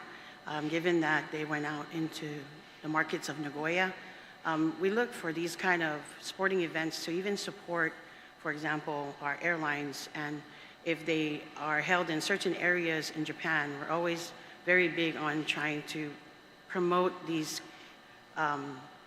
events to come to Guam, right? And so like an cross promotion, right? And so for Japan, I think it's very important. For Jiu-Jitsu, it's a growing sport, but I mean, it's been around for a while, but we're really trying to bring more unique sporting events to Guam, Jiu-Jitsu being one of them. So I can speak for Japan right now, but I think, overall, it's one of those unique programs, sporting programs, that we can actually look into. So I mean, I know this is off the subject too, but like we're even, for Japan, we're bringing, which he came 2 months ago, and he also participated in a cocoa race. It's called a beach flag, which is quite popular. So we're bringing a beach flag champion who's going to be exhibiting during the Guam Micronesian Island Fair. So these are, types of sporting events. We're looking at for new and unique things for our Japan travelers to see that, oh, this is happening on Guam, on top of our culture activities. So the beach flag competition is one event that we're looking to possibly try and nurture more. But jiu-jitsu has been established on Guam, established in Japan, and I think it's something that we should really consider to have to push forward for more support for international competitions here on Guam. Sounds good. So I recently had a pre-budget meeting with the Mayor's Council of Guam, and as you were mentioning the discussion on cleaning up, sprucing up, roadside cleanups and things like that, cutting up grass, I'm trying to synergize this effort because it seems like it's a little bit somewhat all over the place between trying to work with DPW. I know GVB had started an initiative. Are you continuing that initiative in any particular areas? And can you expand on it? Because I'm going to pull everybody together on this and see if we can't centralize this operation. So in terms of destination management, GVB's primary focus is in the Tumon area, Fahrenhold Road. We also do outreach in Hagatnya. We do beach cleaning in Tumon and Hagatnya Bay. And those are really our main focus points for now. And you'll see this in our upcoming budget requests. We do have plans to extend our outreach to more coverage, primarily in highly trafficked or visited parks to improve those. So yeah, we have plans. Okay, so yeah, just be advised that we're gonna try to pull this together. We think that with some of their recent discussions on needing funding for some of their community work, and it seems like no matter what, when it falls, by the wayside, they are the ones who get called. And so instead of maybe having a bifurcated, trifurcated, or multiplicated opportunity here, I think it's time to bring it together. So unintentional to create a new word there, but it might work. But yeah, I just wanted to maybe speak to management that I'll be pulling everybody together soon as we go into the budget cycle to try to really just get one unified task force out there. It's been a meeting with really good feedback.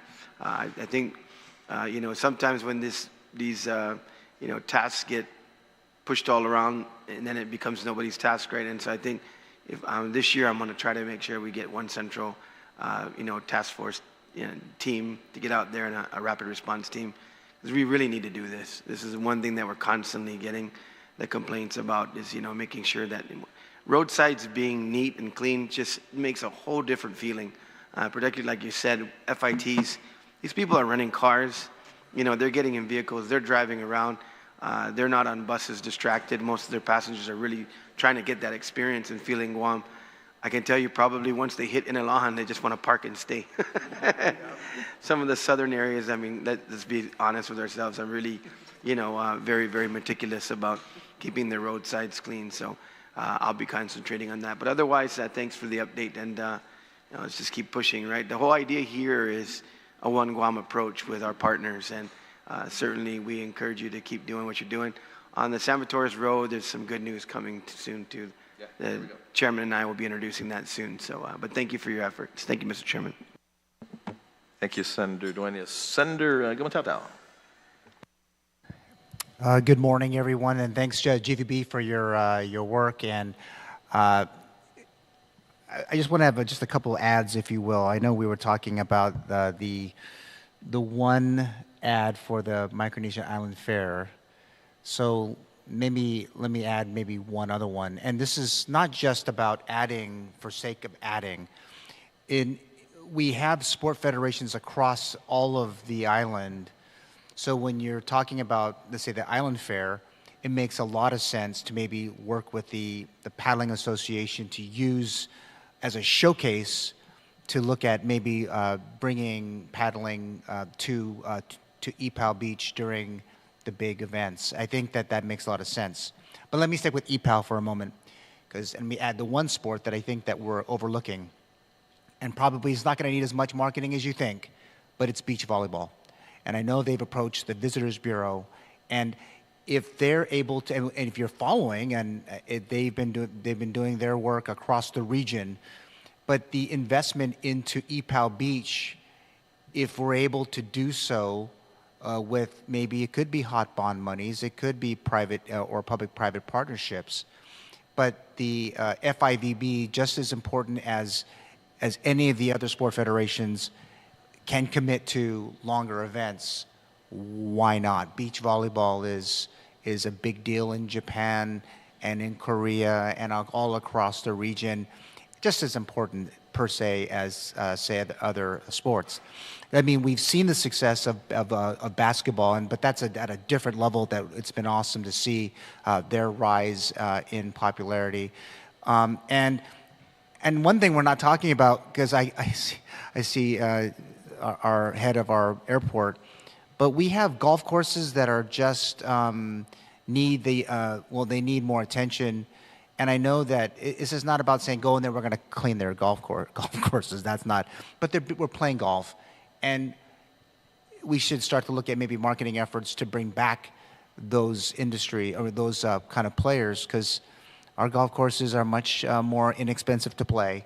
Some of them are privately owned and are in some better shape. Some are not in great shape at all, and I think it's because we don't have players.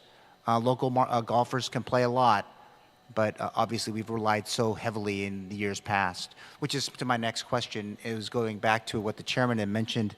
You know, for many decades, Hawaii and Guam has kept pace with each other in terms of its inbound or say outbound Japanese travel. At times, over the last 2 decades, Guam has outpaced Hawaii. So I guess as we're looking at investment of monies and dollars, I mean, is our brand broken that we can't bring them back at the same levels that we've seen before? And I know that you guys are the marketing arm, but are we broken? Do we need to fix it? And I'm not trying to be a jerk. I'm just trying to say that. Senator, I think this is why we're taking the approach to rebrand Guam. Since COVID, paradigm shift in travel for our Japanese travelers. Before, we were heavily packaged through all the major tour companies, right? JTB, HIS, PMT, PTM now. But since COVID, our Japanese travelers have really changed their focus. And that's why when we started, you know, our brand is not broken. Guam is a repeat destination to Japanese travelers. What we really need to do right now is bring the uniqueness of the island to our travelers, because that's what they're wanting to differentiate. Like, should I go to Hawaii? And I know everyone pairs us up with Hawaii, but really, Hawaii is not our competitor. Hawaii, domestic travel within Japan is our competitor. Okinawa is our competitor. And Hawaii has already established, especially them as a state, they have more resources than Guam. But what we hold dear to us is that we're the U.S. in the Pacific. We are Guam's, our territory, as a territory of the United States, to Japanese travelers, that is really unique to them. I can go to Guam for just 3 hours from 3.5 hours to get to a U.S. destination. We like to brand ourselves and market ourselves because we are the U.S. in the Pacific region, right? And so Hawaii has many different resources. I mean, they've got a lot of economic investments that Japanese have already established within each of the islands. And so it's nothing comparable to us, but what they always look at, Hawaii, in my opinion, and in other seminars that I've attended in Hawaii, they look at our marketing in Japan, because Japan is our Asia is our number one market. Right now, Korea is our number one market, but they look at how we market Guam in the Asian countries. Their number one market in Hawaii is the US travelers It's not us, right? It's not our Asian travelers. And so that's where we're at right now in having to brand Guam. And really, we took the focus of SNS and social media because they're the conduit to our message. We have the young adventurous travelers that were coming out in 2020, 21. These were the younger generation travelers, and that's how the whole digital marketing really expanded to where they're now looking for their information online. You know, our Japanese travelers were very cautious about, you know, they like the group travel, but they're worried now, right? After COVID, like they're very cautious travelers. And so it really made a lot of sense when FITs just took off in the last 3 years. Right, and I guess that's where I'm not one trying to be hypercritical. I think that also the use of mass media there, the newspapers are probably not nearly as good anymore. The newspapers now, because I'm not sure if you all saw the recent press release we did with the governor's office. We had a program with Mainichi News, is one of the biggest newspaper companies, right? They reached out to GVB and they wanted to partner with us because they wanted to bring their youth. They did a call out for over 500 applicants for a youth program to be like a youth reporter. And they chose Guam to come and do their story about being a youth reporter. And they wanted to come and interview the governor. So we do a lot of tie-ups with like the newspaper companies, right? You talked about golf earlier. Since 2 years ago, we've been bringing out what we call Sponichi Challenge. Sponichi is also another publication in Japan, and they've been bringing out golfers. Right, and I think when we look at this, I appreciate the websites. It seems a little expensive.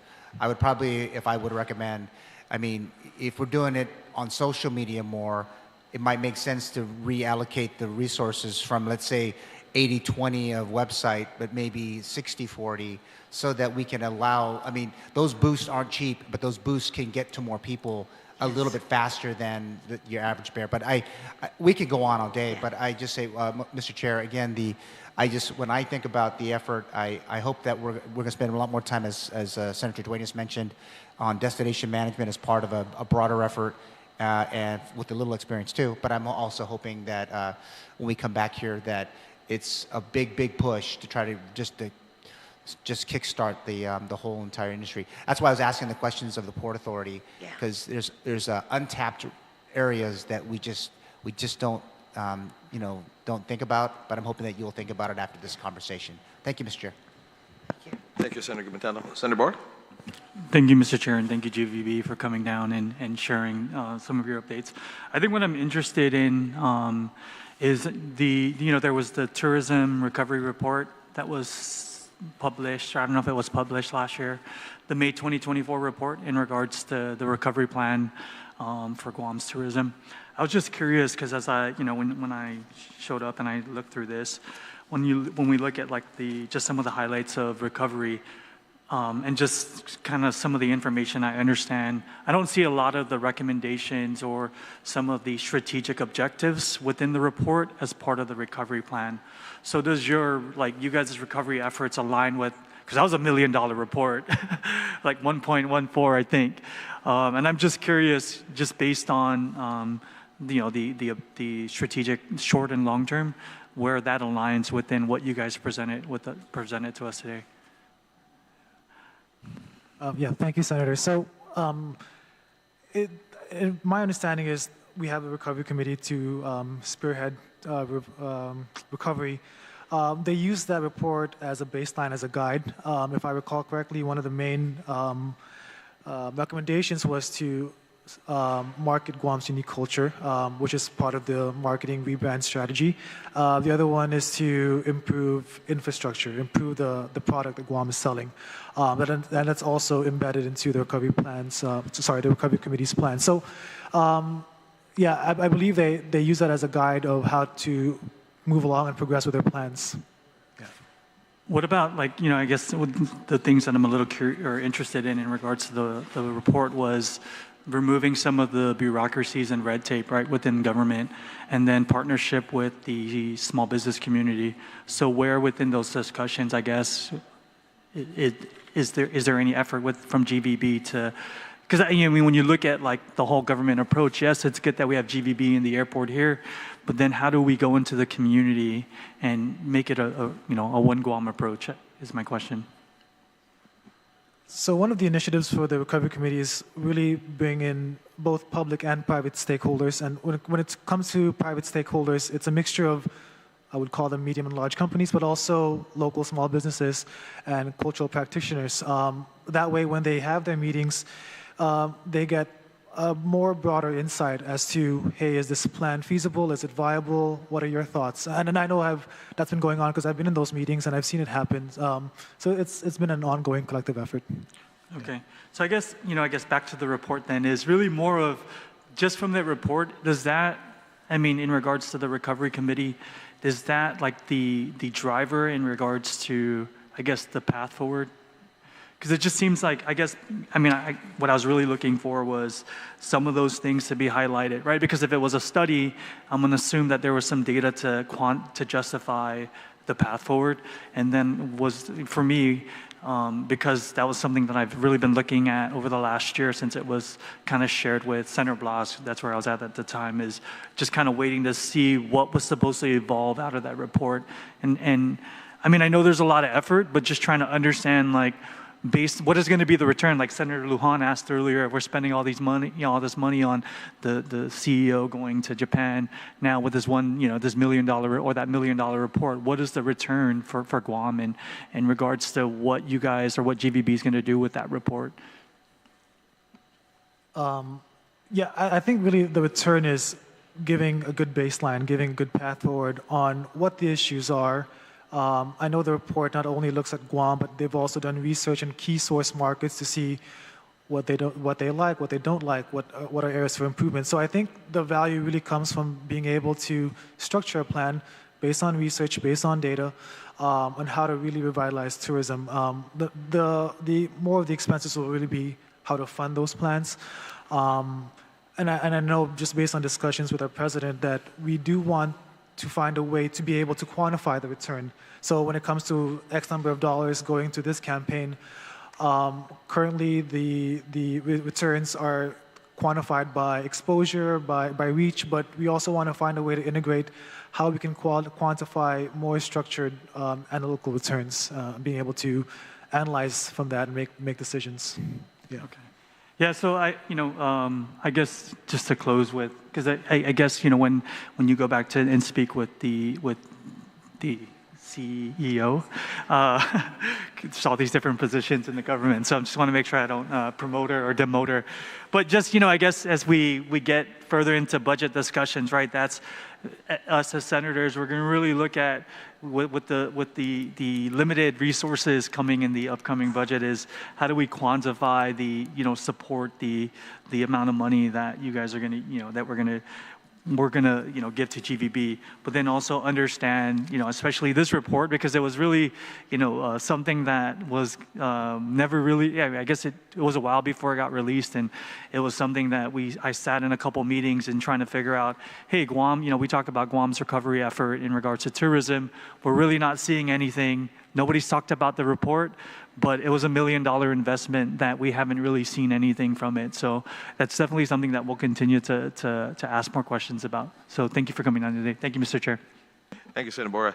And my understanding is as well with the Tourism Recovery Committee that they're working closely with the professional staff, of course, with the Guam Visitors Bureau, because a lot of what they have put out, the Guam Visitors Bureau has already been working on in regards to that. So they're working in very close proximity with the Tourism Recovery Committee folks. So it's not out of line, but we just want to, again, put it out because we're talking about hot bonds and what they're going to go for and things of that nature. But likewise, as Senator Moore was saying that, this budget year is going to be very tight. It's going to be very tight. So scrutiny is going to be real number one and key. And if I got the money guy right here, so the no money guy is here. So these are questions that have to be posed because it is the time. one last question before we go to the airport. Rebranding, okay, what does that mean? How are we going to rebrand Guam? Is it, because we have, again, America's Day Begins, America and Asia. What does that rebranding look like? What is rebranding? What does that mean?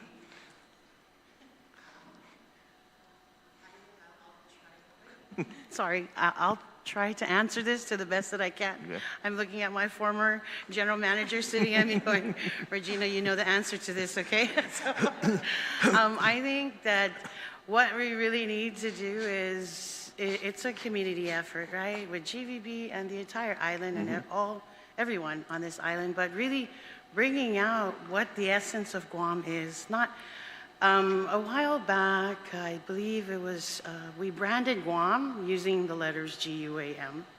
And we did so many different projects with both on island and off island in branding Guam. I took part in that, and I think that what we were trying to do was just like the Nike swoosh, right? Everyone sees the Nike swoosh, they'll know that's Guam, right? And so for us, we wanted to brand Guam to where if someone it's everything on Guam, I call it like the 5 senses, right? Everything on Guam that you can experience, seeing, feeling, touching. And that's the whole essence of Guam, the importance of the people, the culture, where we're at, the importance of where our strategic location is, and really just enticing people to come to Guam and just enjoying what we have here. I personally think that we have so much here on the island that we can brand in itself, and from our people to now working closely with the mayors and bringing out every essence of each of the villages. I think that's something that we really need to highlight. I mean, within every village that we have, and it's not just putting an itinerary together, but really bringing out what Guam is unique about, what is our Chamorro culture about. I mean, we have so much history and that we can share. I mean, we are like the jewel in the Pacific, Sure. And then we're also part of Mariana's chain, right? And so we hold a very unique position in the entire Oceania region, right? That I think that's where we're trying to get the essence of having to bring that back again to our Asian travelers. I mean, I'm sorry, I'm referring to Asia because they're the closest of our destination, but we're not limiting, where we're at. And then especially with the military and all their families coming out.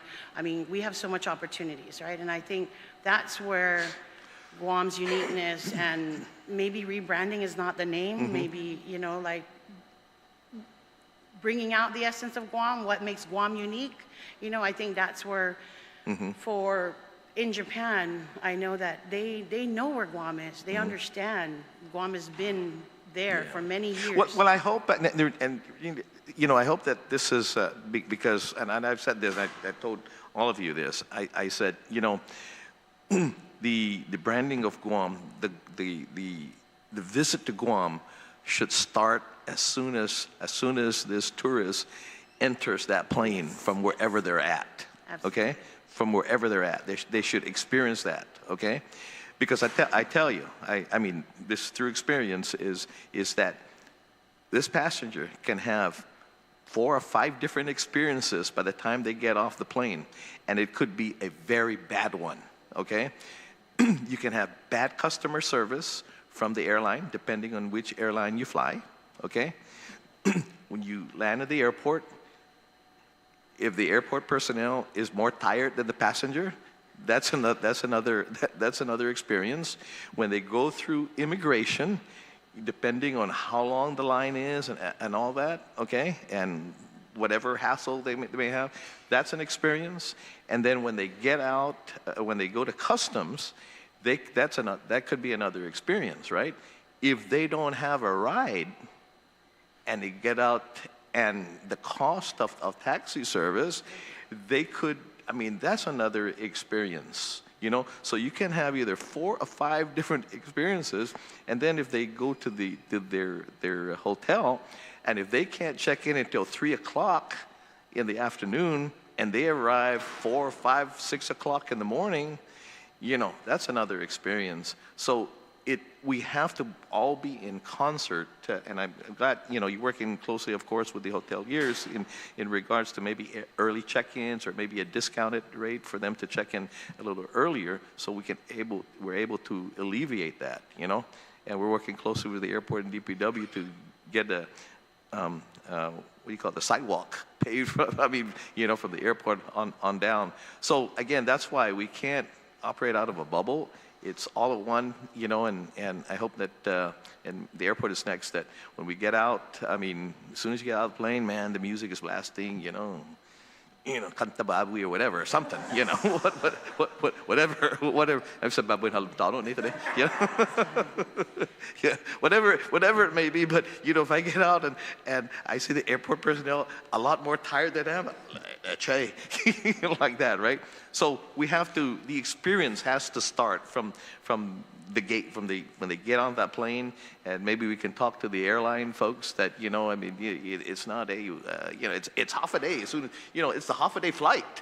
As soon as you get on that flight, it's a half a day flight. This is a Guam flight, and whatever it is that they need to know about Guam, the flight attendants have to do that, because when you land in Hawaii, they do the same thing. Why could we not do that and require that, with our airline partners to say, hey, this is a Guam flight. This is your half-a-day flight. So, anyway, thank you for that. The airport's next. Thank you. Thank you. JQ, Senator. Good morning, Mr. Chair, Co-Chair, Senators. With me today is Mr. Frank Santos, our airport consultant, and then to his right is Rolinda. And I will probably screw up her name, but Fasomal Lawi, yeah. Lujan. I don't have a PowerPoint presentation for you because we're focusing on our tourism recovery and what the airport is doing as far as tourism recovery.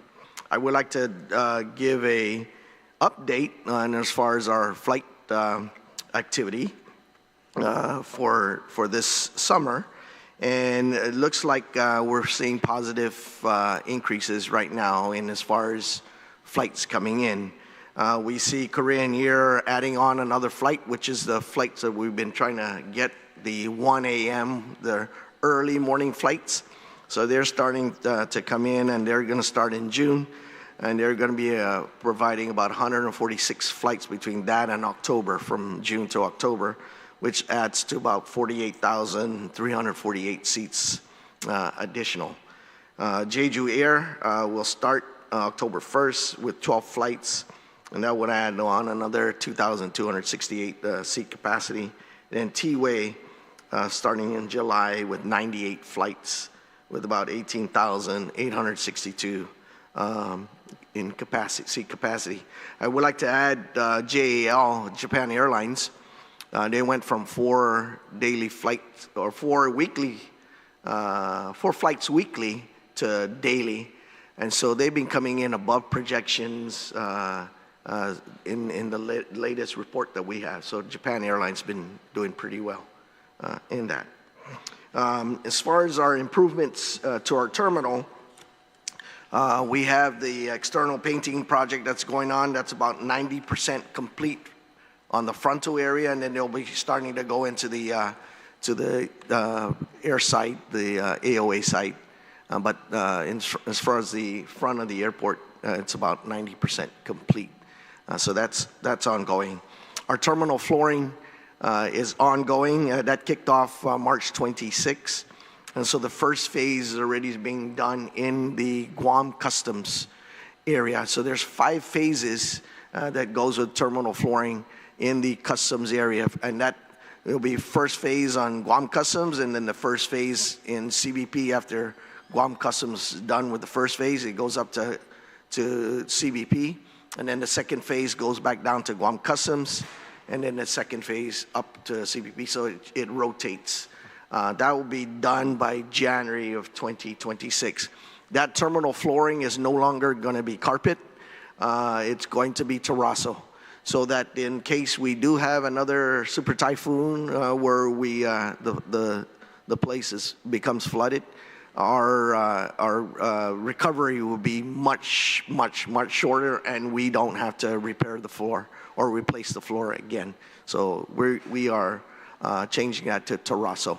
It does have a local art design. As you come in, the floor is just not going to be flat. We're going to have some half-a-day welcome to Guam. It's going to have the Guam seal in it, and so forth. So that's going to be something good to support the arts. And so. Our terminal roofing project, it has been awarded. It was under protest. The OPA ruled in the airport's favor, so we are now moving forward with that terminal roofing project, and that will last. That will be the notice to proceed will be beginning soon. Once that's done, the terminal roofing project, that will also be preparing us for the solar energy, the solar panels to be put on the roofs, and hopefully that would help save the airport with a lot of the energy costs that we pay monthly.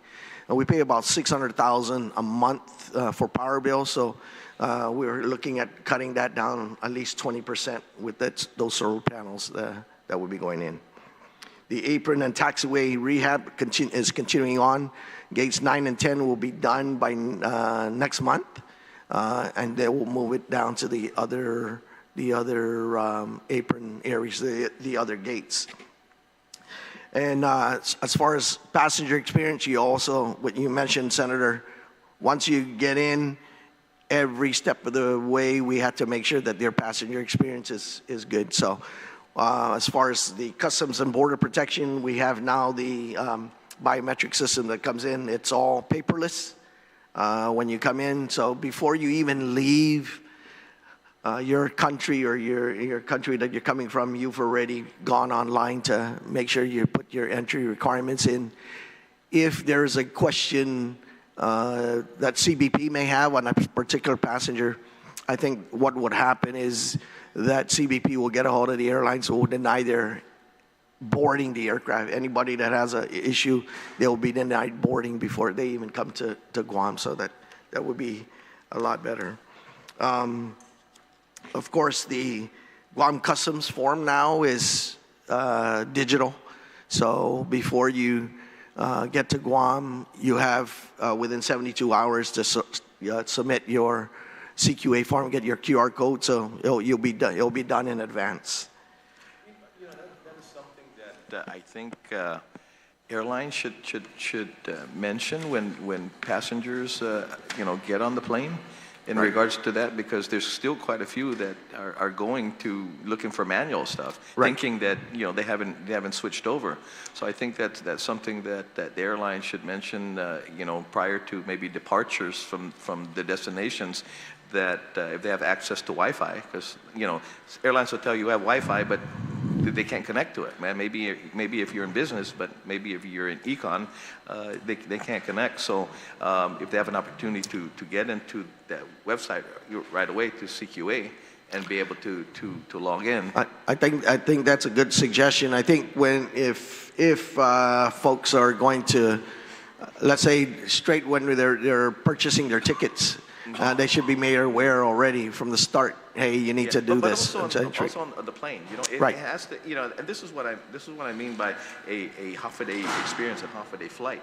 That these are all the requirements, right? You have this. That way, because if you don't have it and they're frustrated getting off, and man, I can't log in, things like that, right? These are all things that we can eliminate. That frustration can be eliminated. So as much as we can from the get-go, from the very beginning, while the airplane is still on the ground, hasn't left yet, right? They can still connect to whatever the Wi-Fi that may be on. But these are the things that because they normally what they used to do is they pass out the hard copies, right? Right. But now that they've gone digital, right? So they should say, hey, this is we don't have this, but if you don't have a phone, we have the hard copies you can use. But it just makes the experience a lot better if the airlines are in tune, and sometimes again the flight attendants are more tired than You know, I mean, I tell you, it could be, believe me, it could be a terrible experience, Right. you know, from the get-go.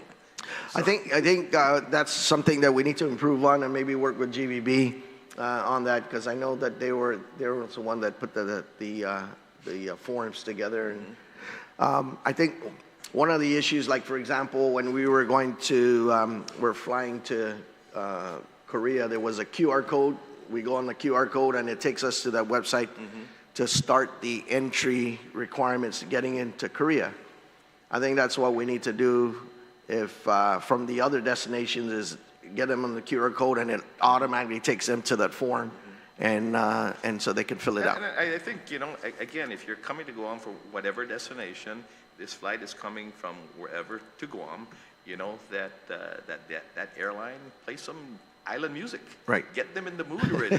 Get them in that. You know, yes. I mean, that's where it starts. That's where it starts. You know, and the happiness can start there, but being pissed off can start there too. Yes, definitely. So, I know. Yeah. So in addition, Senator, and as far as our passenger enhancements, our wayfinding signage, when you get out of customs, we are changing those whole things to make you move throughout the airport a lot quicker, a lot smoother, and a lot friendlier. So those are the things that we're doing.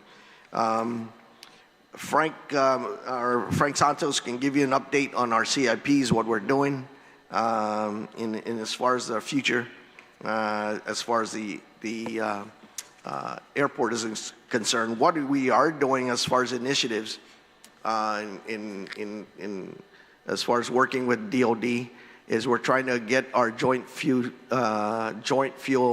line, underground fuel line, to be joint use between the DOD and the airport, so that we don't have to be trucking our fuel to the airport anymore. It makes sense because the pipeline goes right through the airport, going up to Anderson. So we're working with that. Before, there was no, when we were to bring that up with DOD, is hell no, it's not going to happen. That mood has changed. The governor in our CMCC brought it up. It went up through the legal channels. Legal channels says we can do it. So we have kicked that can down the road, and it has traction. It has priority in as far as joint fuel line. Now you see a lot more. You see a lot more exercises that are going on at Anderson and the airport at the same time. Cope North is a good example. Next month we'll have another exercise that's going on. We just had a visit with a lieutenant general. We will be heading that mission.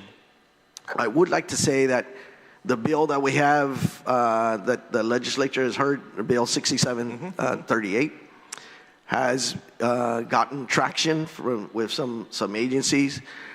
We just had a meeting with Boeing this week. What do you mean? Or companies. Some companies. Okay. We just had a meeting with Boeing this week, and it looks like they're going to come here in May to June to do some flight testing. So those are good things that are happening since this bill has been heard. They're looking at potentially doing some operations here on Guam. So they're coming in next month, and they're going to do some flight testing with the 777-900s. Wow. So good. Wanted you guys to remember the hear committee, that. okay, when they're here? Yes. And so Frank can give you an update on some CIP projects that we have ongoing. Okay, Frank, that will be coming up. Yeah, Frank, before you start the CIP, what is going on with your people movers over there, man? I mean, because you know a lot of the flights that come in. I mean, we don't have to walk as far as a lot of other airports, but it's still at least the time that folks come in. You know, it becomes a longer walk, and I see that sometimes the people movers or escalators are down. I know it's I think a vendor situation, but what's up with that? Because that could be another that contributes to the bad experience. Yeah, we call it the conveyance systems, right? They are from 1996. So end of life has been achieved. Yeah. We do have that in our radar, but as you know, we are also looking at making sure that the other equipment systems, the unique systems we have, like loading bridges and all that, are all up to par, repaired and replaced. But it is in our radar, and we're looking at it for FY26 in terms of initiating the replacement of all systems, not just elevators, escalators, and moving walks. Okay. Yeah. And thank you, sir, and Mr. Chairman, and members of the Senator. We ran out of senators. Anyway, a snapshot of projects that are forthcoming. And in terms of bids, we do have 4 loading bridges, including the preconditioned air and the ground power for each bridge that's going to be out to bid shortly. These are bridges that were damaged by Typhoon Mawar. Secondly, we have, as the manager mentioned, the solar panels for the roof. That's also going to be put out to bid. There's already been millions of dollars that have been set aside for that. I'm not going to say the amount, but it's in the millions. But also we have RFPs that have been issued, and a lot of this is because of the age of our building. It's an assessment and then eventual replacement of our fire alarm and fire suppression system from a safety angle. Then from also a passenger experience, we have an assessment that's going to be done on the terminal accessibility, including compliance with the Americans with Disabilities Act. We have an RFP out for the feasibility study for a microgrid to incorporate the solar power that we have, any other alternate energy sources that we have, as well as the island power, all integrated into a microgrid so that, and batteries to support that. We have a design that's ongoing for cargo aprons, and it falls in line with the ability to lease long-term next to those cargo aprons. So the cargo aprons is under design. It's estimated to be over $40-some million to be funded by the FAA. We anticipate putting that out to bid in 2026. We also have... Yes. Well, 67 will then support that because other people will be building warehousing and that supports air cargo, and we intend to grow that particular industry, hopefully to support the tariffs that the U.S. government has imposed on others. And we also have projects that are dealing with Typhoon Mawar. We are still working with FEMA, and we're still working with our insurer to get the funding necessary. But in the meantime, the FAA has assisted in getting assessments and designs completed. One for the security screening area. One part of that is the door 202. You don't know where door 202 is, but it's from immigrations that leads out to security screening. Right now, if you're coming off the Honolulu flight, you're essentially going down into Guam Customs, back out in the street, into the ticket counters, back up again. So this particular door, which is going to be built to the standards of CBP, would then allow for a quick transit. You still have to go through screening, but there'll be a separate lane just for that. We're also going to be expanding the queuing area, so we're going to extend to the 40-foot column, so we're adding about either 1,600 or 3,200 square feet of additional queuing space, so passengers have more room, and it'll solve a safety situation of people having to line up or queue up on the escalator or on the stairway. We can't have that. So that's just a glimpse of what we have coming. There's other work that needs to be done with respect to Typhoon Mawar and our facility, our firefighting unit. The roll-up doors, even though we hardened them, were damaged, so we need to replace those. They have issues with the HVAC system. We need to replace those. Then on the airfield side, we have the airfield lighting bulb that controls all of our lighting for nighttime operations. That also needs to be repaired and replaced and upgraded, let me put it that way. So we're going to be busy. As well, someone mentioned our work with Public Works to get Route 10A expanded. I believe they plan to put that out to bid end of the year, with construction starting next year. Then eventually we'll have to work out the issues with the Tejan Parkway Phase 2. Thank you. That includes the sidewalks that we mentioned, Senator. Route 10. Yes, the design include, because to this day we see passengers going down that road, and you know, I've offered them to give them a ride to where they want, and they refuse. I tell you, it's just a matter of time. Somebody's going to get hurt, right, or killed, and you know, we don't. So when we do see that, when we do get our patrols down there, so they make sure that they're monitored to make sure traffic is, and they get there safely to where they want to go. Okay. You know, let me ask this question. I think it was last week or the week before, we met with duty-free folks, okay? Duty-free. At their facility, they had their main guy come to Guam, and they're greatly challenged. They're greatly challenged, right? And they were candid with us. They said, hey, look, we're 12 to 18 months. We got to get our act together, right? Yeah, got to get it together, right? They said, if we lose 2 brands, we're out of here. We're done. We're out of here.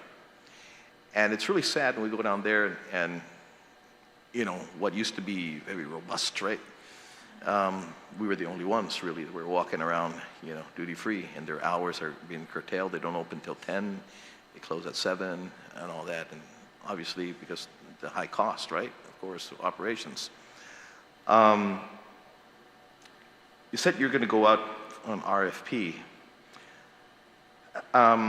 My concern is yes, go out on RFP, but currently what we have, I think, at the airport, what you guys had, you know, negotiated over the years, you go out on the RFP now, as opposed to maybe working with your vendors. You go to RFP, it's going to be who's the lowest, as opposed to who the highest is going to be at this point. How do we curtail that? Where are we at financially at the airport in what we're having to do and what you need to do? Because my understanding as well is as Lotte had, their main guy here had contacted me over I guess it was a couple months, and they were issued, or they were told by their head office to put together an exit plan. And so when I'm hearing that from Lotte, and then a couple weeks ago we met with Duty Free, and they're talking 12 to 18 months. Whew, I mean, that's why we're all here, because what are we doing? What are we going to do if these guys pull out? Jobs, empty buildings. You know, I'm looking at, whoa, where are we at? Or what are we going to do? How are we going to? Yeah. Well, and then you can. Yeah. So yeah, that definitely is always in discussion with us. You know, where are we at? Where are we at down the line? That's why the sense of urgency to get that Bill 6738 passed will give us at least a timeline, because if the bill is not passed, then we can't even tell them what are we going to do with the RFP, or how are we going to go out with the RFP. So definitely the sense of urgency of Bill 6738 is we need to get that through so that we can get some finality on where we got to go next. Well, it's definitely going to be our next session. Right. I mean, the markup is done, and we're waiting for next session and all that. One other question for the co-chair is what we heard from the Tourist Recovery Committee is that when I think it was the airport and GVB had gone to, I forget if it was either Japan or Korea, and they talked about airline incentives, okay, airline incentives and all that, that the airline was confused in regards to the airline incentive that they were offering, whether it's for new destinations or all that, and they didn't quite know how that fit in with in moving forward. They were confused, and that's why I wanted to make sure that in every meeting that there are individuals there that can speak for the agencies, because I don't know if maybe lost in translation or something, but the airline incentive that supposedly the airport put out and the governor put out was confusing for the airline folks in those destinations. Did I say that pretty right? I think because I was part of that delegation that went, and so was Rolinda. Okay. And Rolinda, you can chime in when you. But as far as the airport is concerned, as far as the incentive that we put out, we're pretty consistent on what we are putting out with not only one airline, but all the airlines. If we provide an incentive to one, we have to provide it to all. So I'm pretty certain that the confusion was more on what GVB was offering versus what the airport was offering, because we provided for new flights, 50% to up to 75% incentives on there for them to land on Guam. If they had a flight that was coming to Guam already, and they were going to increase their capacity from let's say a 737 to a 777, then that new capacity will be eligible for those incentives. If there's a new flight that was going to come in, like for example, KEL's coming in, or not, Korean Airlines coming in with the new flights on the morning flight, those are eligible for those incentives. In that, when we went to the delegation, now the confusion will probably be what is GVB going to offer the airlines, what incentives they were going, and that was not in my realm, but we, as far as the airport is concerned, we were consistent in what we were giving. My name is Rolanda Fasua Malie, Airport Marketing Administrator at the airport. And on this discussion, there are three distinct programs under our air service incentives, which is highly regulated. We have to conform to the FAA guidelines on air service incentives. So that means the discounts are not arbitrarily applied. But there's a new service that covers a new airline or new destination. We have seasonal service incentives and the upgauge or the additional frequency incentives. So that's the three programs. And there are weighted factors that are considered, like if three people are already serving that destination, what is to incentivize? Obviously, there has to be a demand. So obviously, we would look at load factors, and then again, we would have to apply those incentives across the board to those people who would apply into the program, no economic discrimination. So there is a method of how these percentages are applied. And people who are airlines, our current airlines who are participating in our air service program, it includes United, Jeju, Jin, China. So we have across the board and to different destinations provided incentives and still continue to support. So we have one for Japan, Haneda, that's a United flight. The China Airlines charters for China New Year, Chinese holiday, we incentivize that. The Jeju and Jin Air, additional demand from Incheon, we support that as well. So we also take coordinated efforts with GVB. Twice a year we go to Routes Asia, Routes World, and we meet with network planners. And this is to keep the Guam International Airport and the Guam as a destination um, uh, on the radar for all these airlines. So it's a repeat, and we establish relationships with these network planners, and they're the ones who look at the numbers and see, does this make sense for us to come to Guam? Let me see your numbers. What are your rates and charges? What do our passengers do there? What are the unique traits? And many of them really are captured by the fact that the Guam is a visa waiver, has a visa waiver program unique to Guam and CNMI. And with that, the passenger is not assessed an ESTA fee, which is under the US visa waiver. So that's a unique trait for us. And also, we would capitalize on the fifth freedom rights that some of these airlines have. T-Way is utilizing that this summer, taking off from an origination in Korea, picking up passengers in Kansai and bringing it forward to Guam. So what we do before we meet these airlines, we look at the behind traffic, we look at the forward traffic, and we look at the fifth freedoms so that we know what airlines to go in and target. And so it's a repeat visit, repeat visit, repeat visit.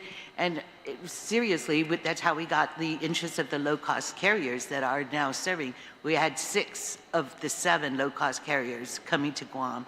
And it was all of these relationship building, speaking to the network planners, and then also pushing what we can do to support or incentivize that service.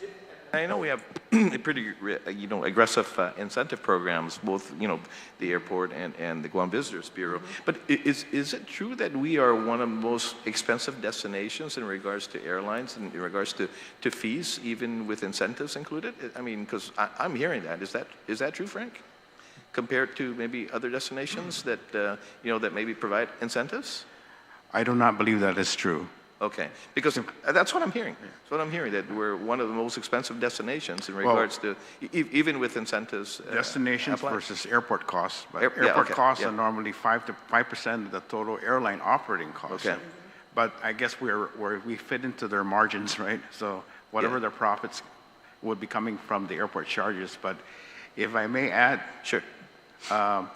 Basically from airport budgeting 101 is our rates and charges are developed at, prior, like we're doing it right now for FY26. All that is based on the airline's projections of what their activity is going to be. They give us what their passengers are going to be. This is how many times we're going to use your loading bridge. This is how many times we're going to land, and this is the weight of the aircraft.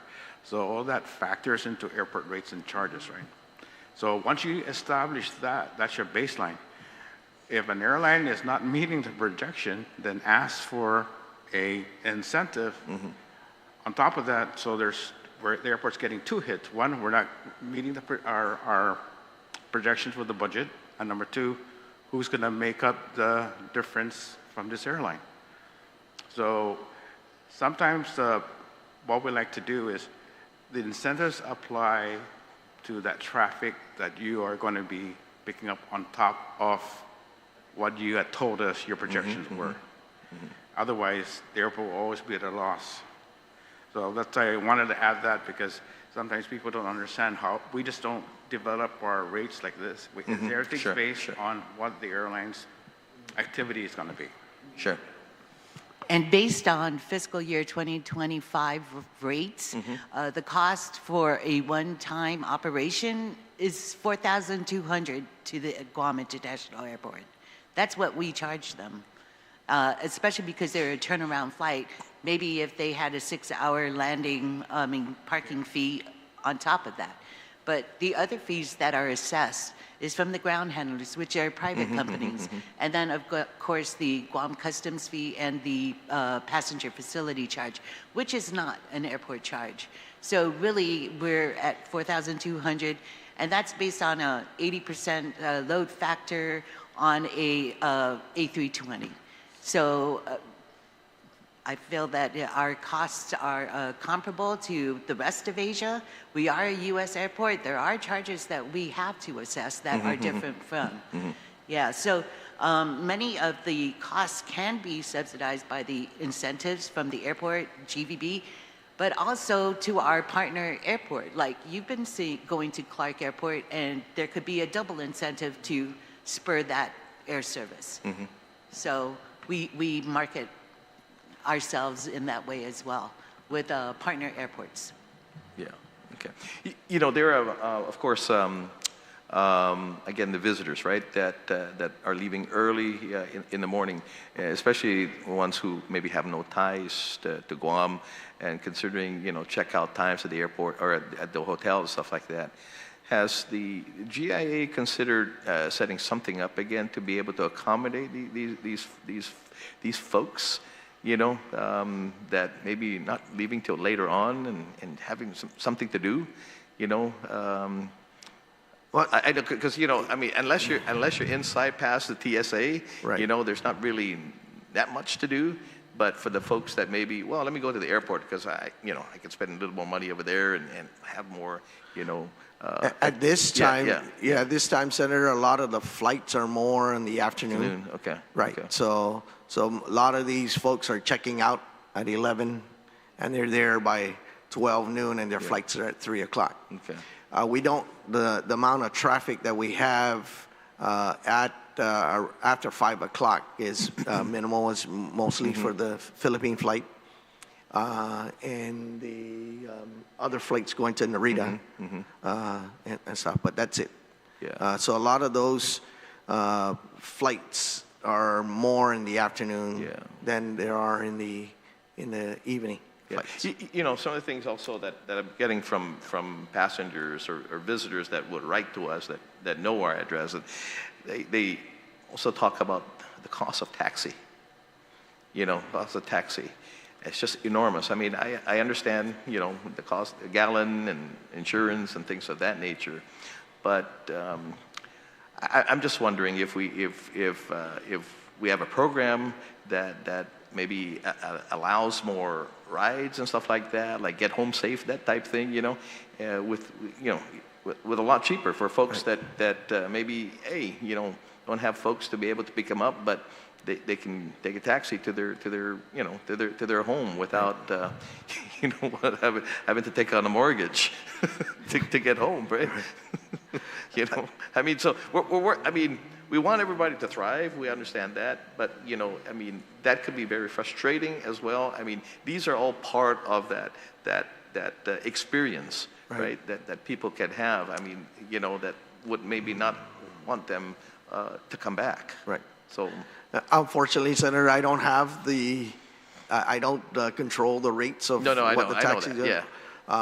But we do permit taxis, any taxi cab companies that work or that do business at the airport, they go through a permitting process at the airport, and we do approve whether they can operate there or not. We also have the online apps as far as riding, like Stroll Guam or ride sharing. Yeah. So we have those that are offered at the airport. Yeah, okay. Not a whole lot to add, Mr. Chairman. It's a pretty thorough line of questioning, and thank you for your updates on all the projects that you have going. I just guess the one thing, going back to Bill 6738, Melinda, you're talking about the passenger loads and load factors, and I was wondering, of course this is a little bit down the line, but I think it's important also for discussing future. Is it also in terms of the airline serving Guam? Of course, you always have that balance between passenger and cargo. Is your ability to expand with that bill as well an opportunity for airlines to have a bigger consideration, even with their passenger load factors, that if cargo picks up, that they have more opportunities? That's definitely one of the plans, is to improve and to expand the cargo side of the house. Like, for example, you have low-cost carriers right now that don't have no cargo facilities, but they do bring in a lot of cargo, and the potential for them to expand is there. So yes, definitely with that 6738. Another thing on 6738 is it deals with concessions, and when that goes through, the amount of concessions at the airport is definitely going to expand. So now you see very few concessions at the food court.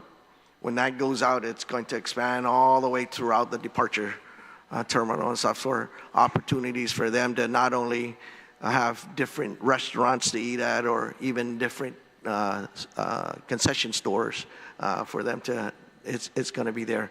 And that will also draw in monies to the airport that will lower the landing fees. Yeah, I just think we cannot overemphasize the importance of that legislation. I just think it has such transformational change, and you know, to consider. I know Senator Respicio was talking to me the other day. Hey, we're talking about the commercial port as well. I said we are, but we've got a mission. We've got a mission with the airport, because they're going to set, they're going to set the tone. And of course, going back to the One Guam, I just really think the whole energy around that and the expansion and the opportunities, is really going to bring into balance the tourism as well as our local build out. I mean, every time we see that kind of traffic, I noticed one thing GV didn't talk about too much, but the factors in terms of military travel and other travels coming in is a factor as well. I mean, it takes care of everybody, and we know that they do a lot of visitation within Tumon as well, including hotels and restaurants. So, we got a lot of work ahead of us, but I just want to say this has been a great, synergistic effort today in terms of what we're doing. And as the chairman, I'm sure he'll close with, encourages once again, we really encourage you to get on each other's schedule in terms of meetings, and ensure that you at least have a representative, particular, maybe not every meeting, but every other meeting, or when things are important and flags come up to, hey, shipping traffic, cruise ships, other things. I mean, anything we can do to synergize and bring all opportunities together, to me is certainly important. But I look forward to what's coming in terms of the airport's really key, lynch to the revitalization of our economy. But with that, Mr. Chairman, thank you. Thank you very much, Co-Chair. Just to GVB real quick, I think if I'm not mistaken, I think the Nimitz is here this weekend, right? This weekend. That's what I hear. Yeah. I know my barber told me that. They said we're going to be busy this weekend. It says the Nimitz, the Nimitz is coming in, so they're going to be very busy this weekend. Yeah. Yeah, I got ahead of. Oh, that's good. Yeah. Yeah, a lot of the massage parlors are getting their pedicure and manicure. Yeah. But the reason why I'm asking this, right? Because in the past, the military had shore patrol down in Tumon, wherever they went. Why did they stop that? And because I know this last, I don't see them anymore, right? And from what I gather from the situation that happened in regards to these military folks that went under somewhere to get some bottles, those were security folks. Those were military police that did that. So we just want to make sure that everybody's in line, and in the past the military, when they have their folks go out into the community, there's always the SP, they're always patrolling. I don't see that anymore. Can we work to make sure that they do that? They continue to do that, to watch for not just for their military folks, but to help prevent what happened, and so they don't get in trouble as well. And I'm sure they're going to be demoted. I'm sure they're not short patrols anymore. Saves them as well, right? But that being said, I thank you very much, you guys, for being here this morning, this Good Friday morning, right? Watch out for the Baboy Halamtano on your way out, right? Rory, thank you very much. You send me the shipping, yeah. But see, I also noticed that the Ambeth, the Seabourn, yeah, they're here the 12th of September. They arrive at 7, they leave at 5 that evening, right? And then the other one, the Villa Odyssey, on the 13th of October at 8 a.m. They leave that day at 5 p.m., right? And then the Asuka, they arrive 12:30, December 30th at 7 a.m. They leave that night at 10. I think the only one that's staying overnight is the Norton Lily, right? They're staying overnight. They arrive on the 31st, but they're leaving the following morning anyway, so it's not really overnight. Yeah, they're leaving. Yeah. No.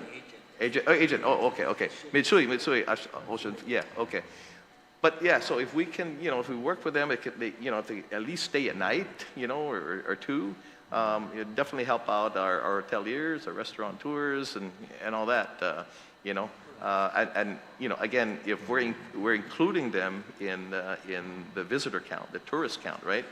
Let's also make sure that that the financial that they're spending as well is documented here on our island. But again, to the Port Authority, thank you very much, your team. Of course, the Airport Authority, thank you very much. And the Guam Visitor Bureau, thank you very much. Have a great Good Friday and Happy Easter to everybody. And of course, this concludes the roundtable hearing. Again, for the Port Authority, GVB and GIA, thank you very much for your participation, and we'll keep in touch. And please, again, with yourselves, keep in touch and make sure that we're all on the same page, okay? That being said, now it's 12:22. This roundtable is adjourned.